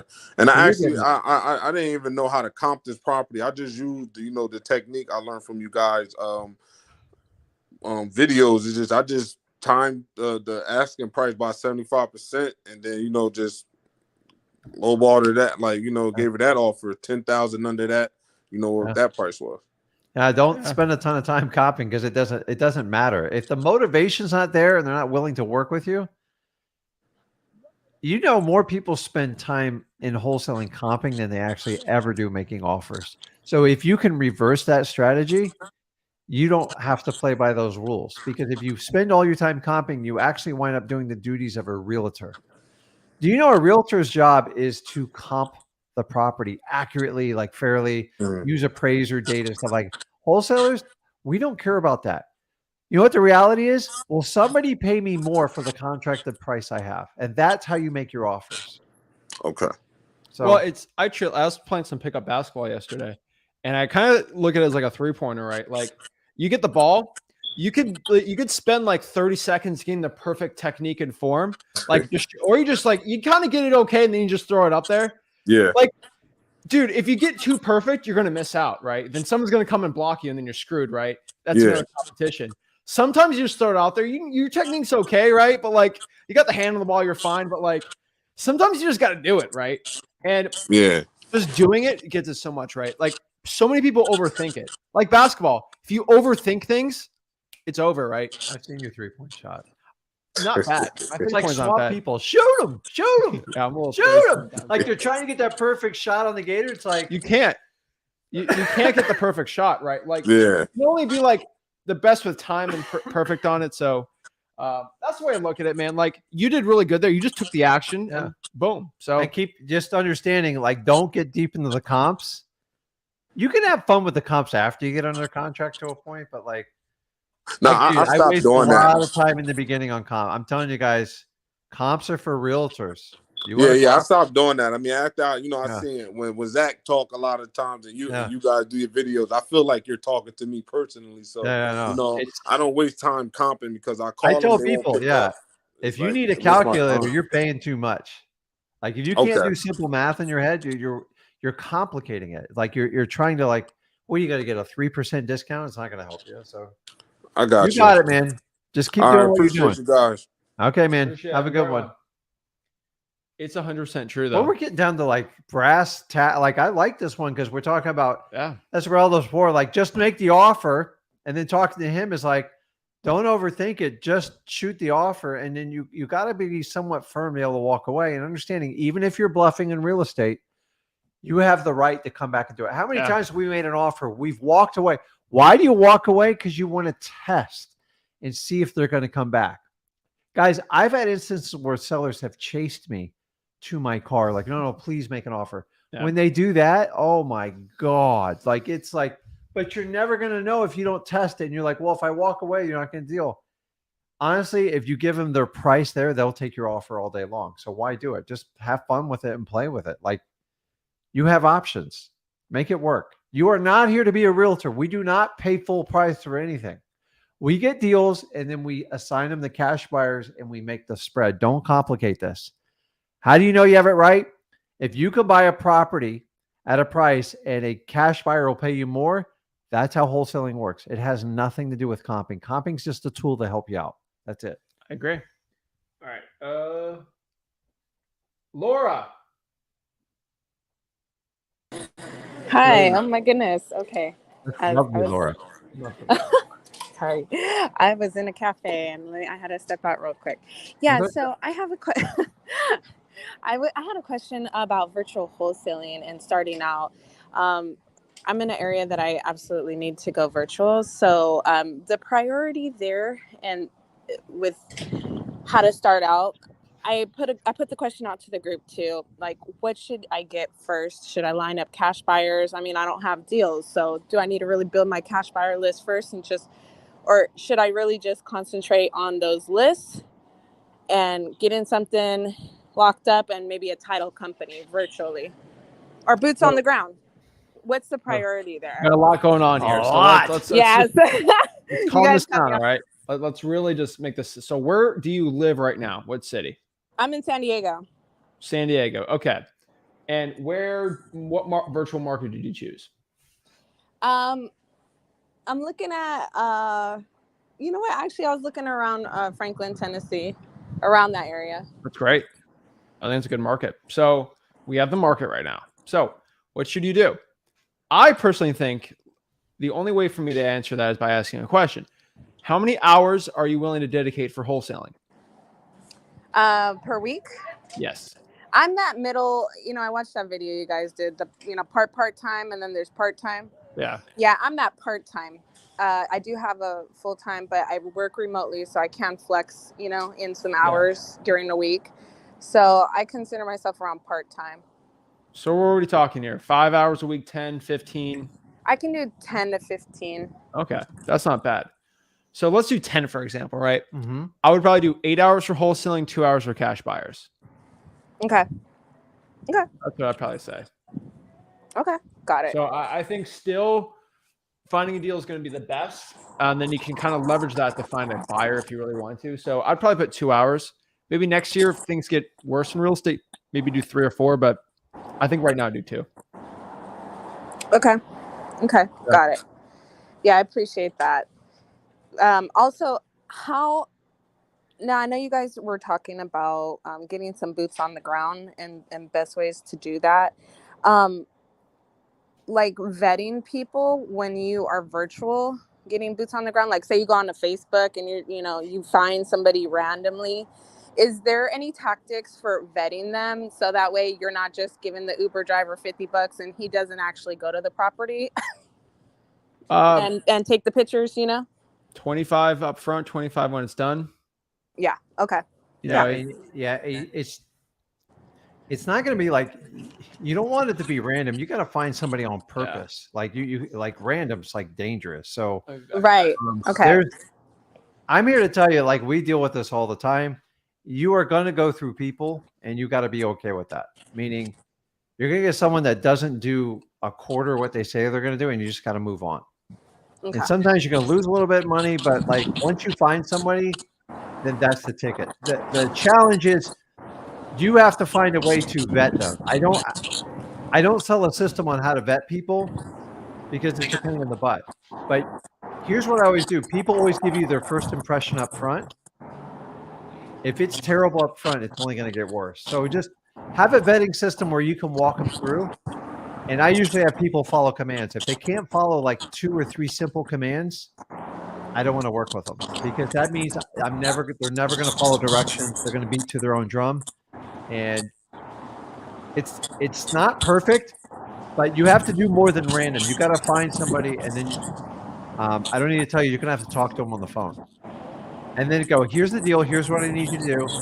And then give them a task that's not overwhelming and see how they do. Especially before they ever talk to one of your sellers. If you send some random guy or girl to talk to your sellers, you can ruin the entire deal. So yeah, exactly. And that's my concern. I don't want to get like some random person. So don't go like deep in the hole. Vet Mhm. them, give them 2 or 3 commands, tell them straight up what you're doing, organize your thoughts with it. So Okay. like even when I say, hey, I'm looking for to get some help for like some boots on the ground, look in the right groups and then say, listen, if you're interested, do me a favor, shoot me either shoot me a DM, I wouldn't have them do you a text, or send an email and see if they follow the instructions. And if they follow the instructions, they're eager, it's a good sign. The minute they go south, just like cut them off quickly.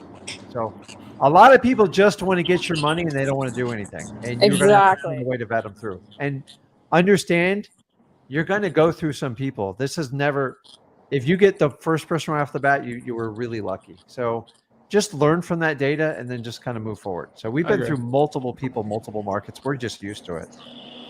Right. Okay. Great. Perfect. Like don't fret about it. Just it's a people problem. It's not you. Right. Absolutely. So that's why I tell you, if you have an old contact or sometimes, but honestly, I'm here to tell you, sometimes friends and family, it's like worse.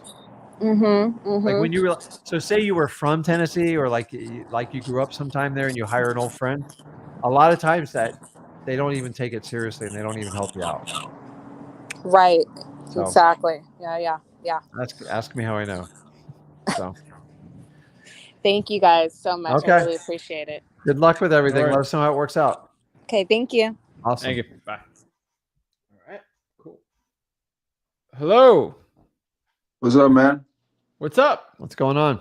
Yeah, I just had a few questions for you guys. I mean, the first question, I think the girl before me just kind of answered it, but like, yeah, when I hear you like virtually wholesaling on the FISBOs on Zillow, I hear you say that you're gonna have your partner inspected. Is that the buyer or is that your boots on the ground dude?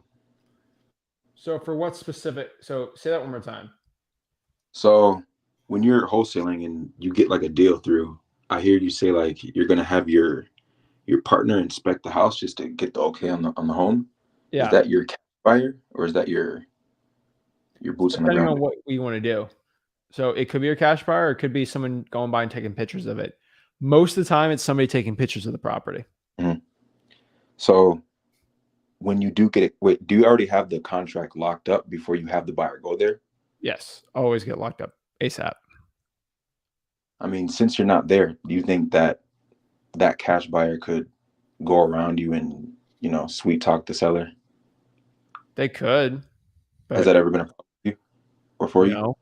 No, because I've talked to people before I do it, right? If you have it locked up and they try to sweet talk the seller, fine. I just won't use the cash buyer anymore and they won't get any of my deals. Also, if they put a property in a contract, I'm going to sue the stinking snot out of them. I mean, you can't stop the conversation. It just, if it happens. That's why people take pictures of it, not the cash buyers, but it's the idea is by having that conversation, you do leave the door open, what you want to do, but it depends on your skill set and your comfortability with that seller. And, you got to know what the risk tolerance is when you do that. Yeah. So you can't prevent everything in life. Some people are just bad, but if you have really good rapport with the seller, like most sellers don't want to go around and sign 2 contracts. Most people know that's bad and it's going to blow up on them. So, there's some bad people out there. You can't sit there and prevent your whole business on like that one bad apple. If they're going to do it, they're going to do it. And honestly, the first person that's going to call you is going to be the seller anyways. And you just got to get rid of that cash buyer out of your system. Yeah. Okay. So how do you, another question for you guys is how do you guys determine if the offer or the assignment fee is going to be 5K or 50K? Because The free market. The market's going to tell you what you can get for it. So if I bring it, yeah. So go ahead.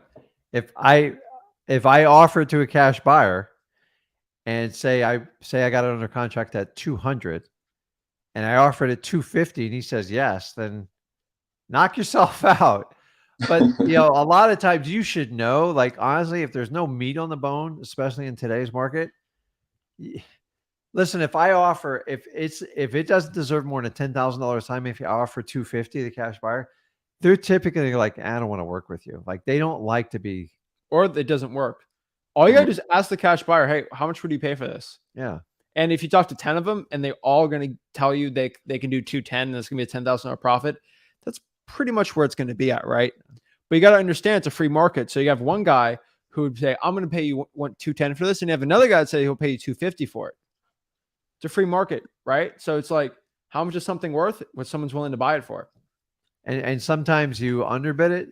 Sometimes you overbid it, and it's one of those things you just kind of learn in your market And after you're never a going while. to perfectly sell it for like the top every time, but like it's speed, right? So like the last 4 years, you could get away going over the top. You got the opposite problem now. So you like, still can do it though if it's a good deal. it's a good deal in the right area, the right property. But yeah, it's a free market. It's what people will pay for it, and part of your job is kind of feeling it out. Remember, you can always lower the price. You don't want to play the realtor game. 259.9, like, nah, I'm not paying you more than 240. Like, if you got it under contract at 220, it works, like you have to determine it. So, some people right now are struggling just to get a cash buyer. So like they'll take the first thing comes across their desk. A year back ago, you'd have 10 buyers lined up and they would all bid it up. So it kind of comes and goes. Markets they ebb and flow. And part of your job is to find out when you can take advantage of it. And then when you just like, you got to cut and run, like, because nobody wants to back out on a contract. That's the worst feeling. Oh yeah. So yeah, you can always change the price. You can always change the price. Like, don't get like married on it. Yeah. Or sometimes when I used to be younger, I used to go, listen, I tell you what, I'd do 250, but like, because I'd known you'd done a deal before me, it's like, I'll knock 10 grand off it because you're like, so you can have a reason to knock the price down without like going, okay, I'll just drop it 10 grand. The rule of any type of market, if you can have a reason to like discount something, it just makes people feel better. Nobody likes to go 250. Okay, I'll just give it to you for 200. Like, it looks bad. So, but the market's going to dictate that what your profit's going to be on it. Yeah. Don't be scared to ask for it. So Zach, on your last assignment that you just did yesterday, do you know what you're gonna assign that for? I'll have to talk to some cash buyers. I have no idea. I think I probably 10 to 20. That's my guess. Could be 5, could be 40. Okay. How do you guys feel about the I've had like a lot of people on Facebook hit me up from like Pakistan and Afghanistan saying that will do like a skip tracing service for me for like 3 cents, 5 cents. Have you guys worked with people like that?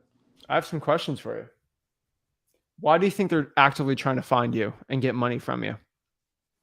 Is it because their service is so good, everyone's coming to them and they're well known? Or are they trying to get to you? I see.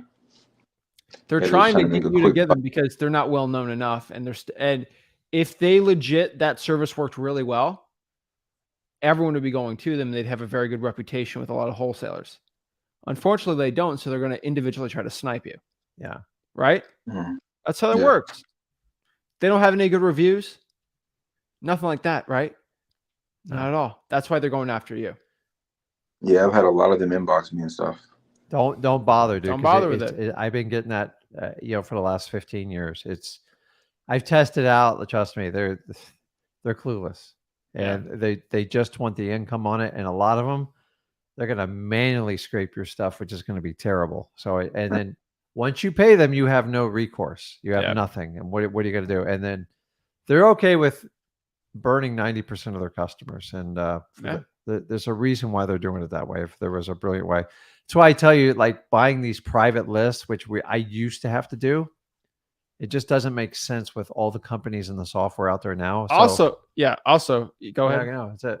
Also, what they do is they love being a VA for someone. Like for me, I this happens sometimes where there'll be a VA for me. They'll get a list of like my 50,000 cold calling leads in Port St. Lucie, like from 4 years ago, and they'll sell to you for like a penny each. But that data is 4 years old, right? Oh, it's burning. And it ain't going to work because it's 4 years old. And a lot of them are working as a VA for another investor, and they're just stealing data from one person to another. It's like, it's really bad. First of all, it doesn't work well. And second of all, they're stealing it. I ain't going to promote that. So and whatever list you pay them to do, they're going to sell it to everybody that was willing to pay for it. And so you're not going to get like private data. So I'm just telling I think you're wasting time unless somebody can prove me otherwise. And by the way, nobody's proved me. There's not one. Okay. I bash gurus all the time. Even the gurus don't promote it, or they don't say you should use Fiverr for it. Cause like even they've tried it and it does not work. Everyone's tried it. It's somebody skimming someone, and someone's going to get hurt bad. And then remember, when you get that data, they're going to blast it to everybody else and resell your list. So that's the problem with like those types of, if they were legitimate, they would be legitimate companies. They would get a ton of traffic and they'd be profitable and they would provide a valuable service. So they're just targeting you. That's why people like duplicate Zach and me's profile to try to, sell stuff. It's no different. It's just, and these scams are never going to stop. They've been going on since the turn of time. So don't waste your money. Every time somebody reaches out to me, they always just want something from me. And so when someone reaches out to you, just think, why are they reaching out to me? So I got some people reaching out to me to do podcasts. Like, I should be on your YouTube channel, Zach. You should interview me. I'm so good. I'm like, why are you trying so hard to go on my podcast, on my YouTube channel? Oh, to promote your coaching program, not just to help people out, so why is someone reaching out to you? They want your money. You're a rich American and we want your money. Right. That's the way. It's easy money. That's the way they look at it. So it's endless. Everybody gets it. And so listen, if they send out 5 or 10,000 and 1% respond, then they're just going to keep doing it because somebody keeps paying these guys or gals. And I'm just telling you, don't do it. They're just skimming and they're going to sell the list anyways. And you're going to get, it's just going to make it worse for you. So too many good softwares out there to even mess with that stuff anymore. All right, I guess. Yeah. Great info. I guess the last question for you guys is, when you guys do get a contract and you guys assign it to like another wholesaler or even a cash buyer, what information are you guys hiding from them? Or like, which one do you guys want to keep confidential? See, I don't try to hide anything from anybody. And this is the problem that I see a lot of educators in wholesaling say. You got to be transparent with everybody. The only thing that's ever hidden, if you really want to say that, is I never tell the seller my assignment fee. Because why not? It's another business. But when I sell a contract, wholesaling is about selling paper. Have you heard of that expression? Yeah. So if I was going to sell you a pair of sneakers for $4,000, would you want to see the pair of sneakers before you pay me $4,000 for them? Yeah, I see what you're saying. Yeah. You're going to want to see what do these sneakers look like for $4,000, right? And so you just got to look at it like that, right? So I want you to understand that. So if I'm selling a contract for $150,000, I'm going to want to know what I'm agreeing to. Am I agreeing to pay all their taxes? Am I agreeing for them to live in there for free for a year? What does the contract say? So I think a lot of people try to hide the contract from people or hide the assignment. They're going to know what the assignment fee is. It will be on the HUD because wholesaling is, unfortunately, some people don't like this. It's fully legitimate and legal. So it's going to be on a HUD statement because it's legal. Okay. Lawyers put that on there. So your cash buyer is going to know. Okay. And so like, I always see that you can double close if you want to hide your assignment fee, which I think is a smart thing to do if you're making 40, 50, 60 grand on the deal. But no, I don't try to hide anything from the cash buyer. Yeah. On an assignment, it has to be transparent because right, when you were.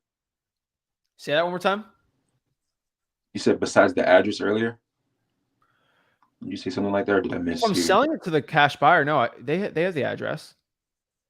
You're talking about you're talking about for getting what they'll pay for the property before you lock it up. Then don't get the address. Yeah, or you give an area, or if it's very trusted, they don't get the address unless you have the deal locked up.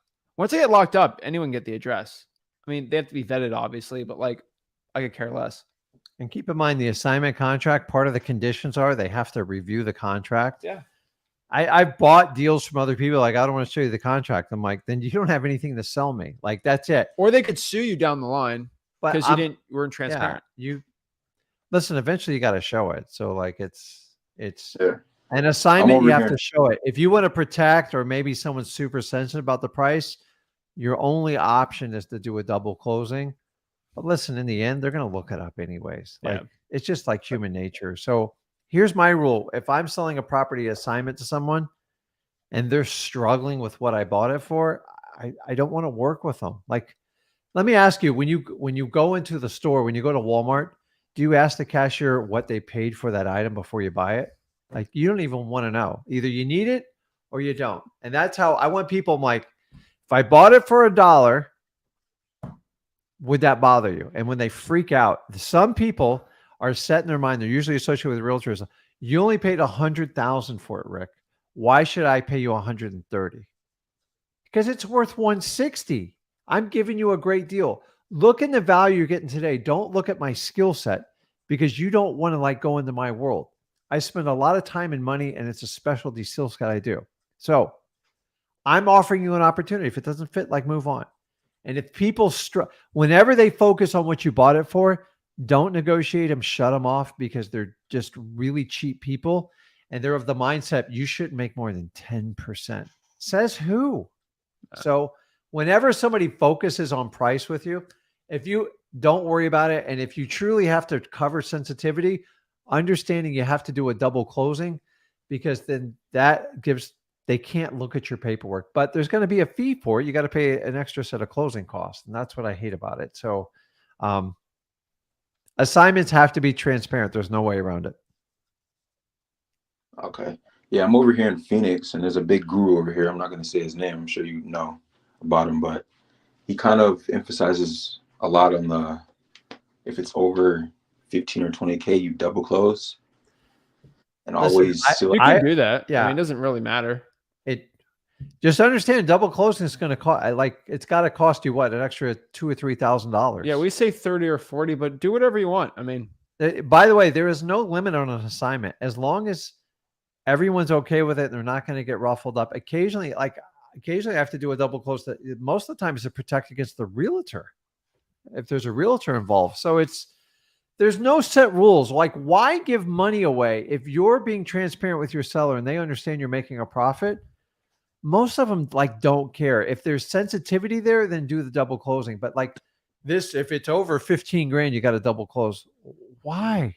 Like, why? There's no law against it in your state that prevents you from doing that. So unless somebody shows you otherwise, I've done monster assignments. Why give the extra money? Because it's all wasted money.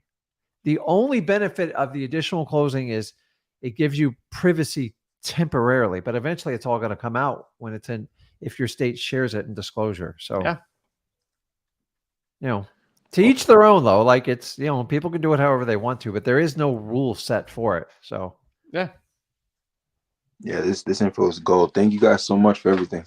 Okay, appreciate it. Have a good one, man. All right, last one. We're gonna get Shakir. Yes, sir. Hey, Rick. Hey, Zach. How you guys doing? What's going on, man? What's up? Good. Sorry, I was waiting. I didn't think I was going to get on. I had a cool. So my first question, I've been cold calling.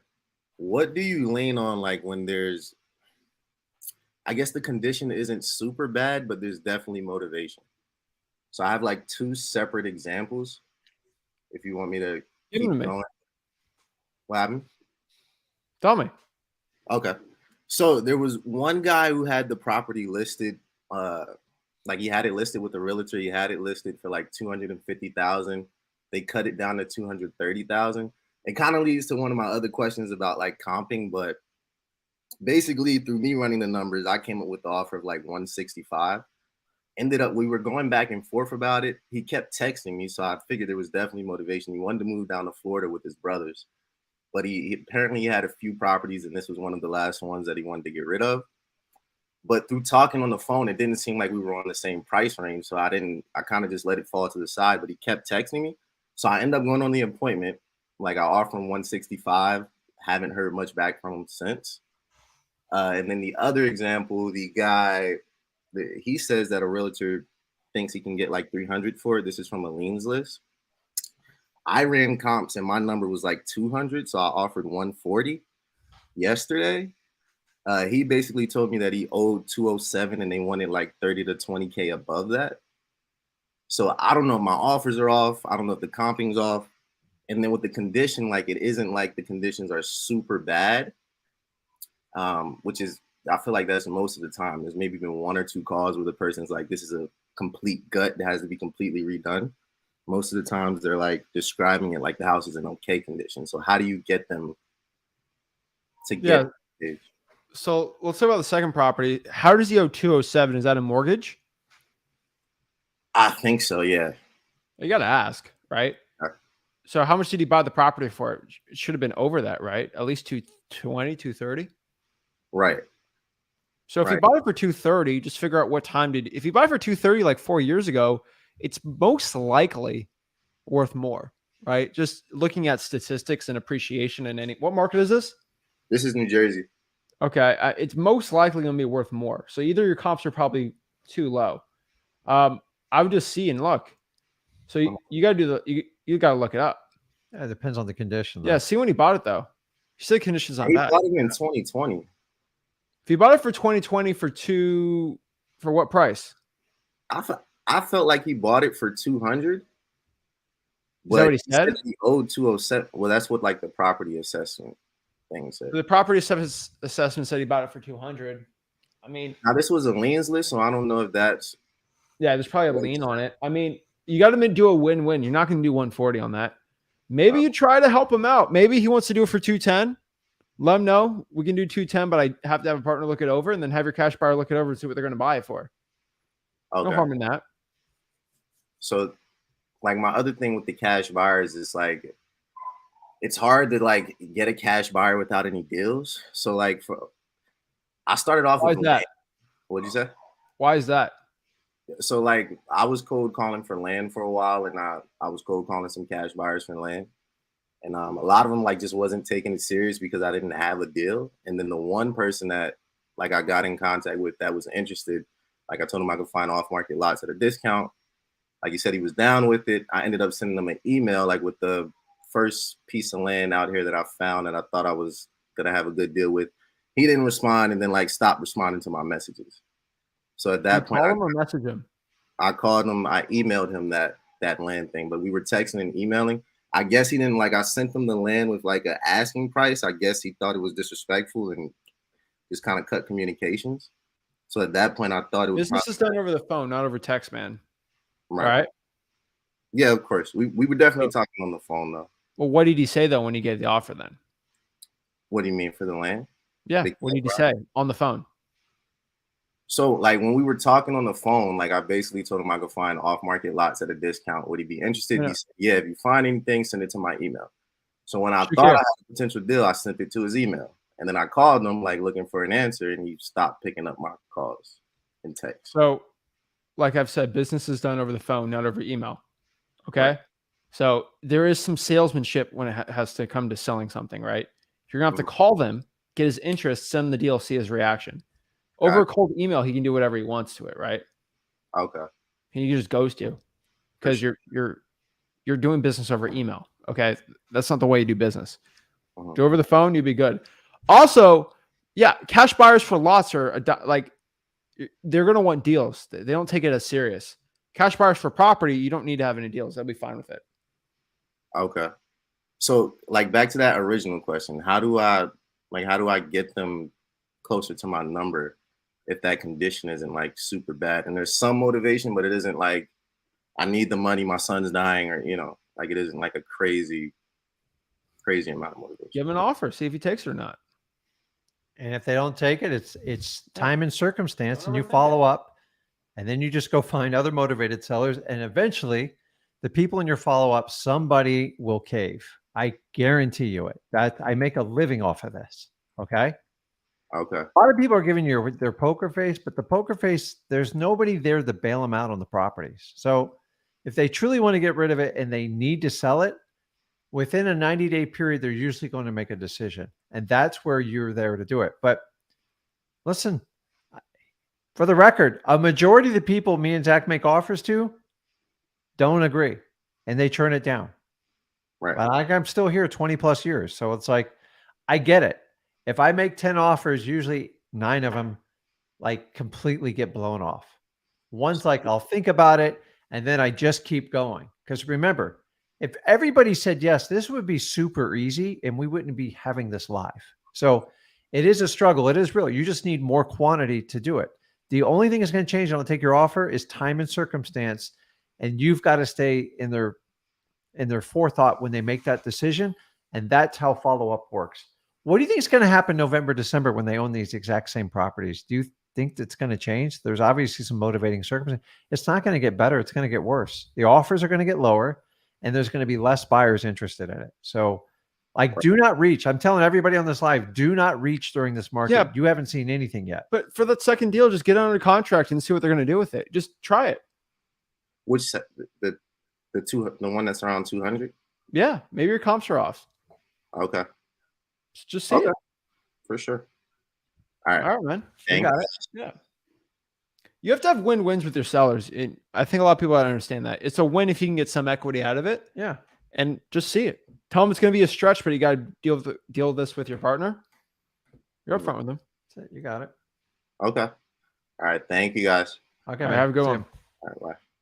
Oh, guys, that's what it comes down to, guys. All about having conversations and just doing, guys. You're not going to be perfect in wholesaling.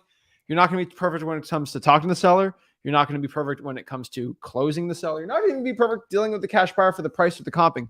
But the thing is, you got to take consistent action and you'll get the results. So, guys, that's all we can say today. We got a hurricane blowing in right now. So Let's go, man. I'm surprised we got 2 hours in. That was a shocker for me, but no big deal. Yeah. It's rolling in pretty bad. So Palm trees are bending. I'm gonna go home before my house floods. So, all right, guys, I appreciate it. Make sure you hit that like button and subscribe. Please. This is Zach Ginn signing out. Rick Ginn signing out. Have a blessed one, guys. See you guys. Boom. Thanks.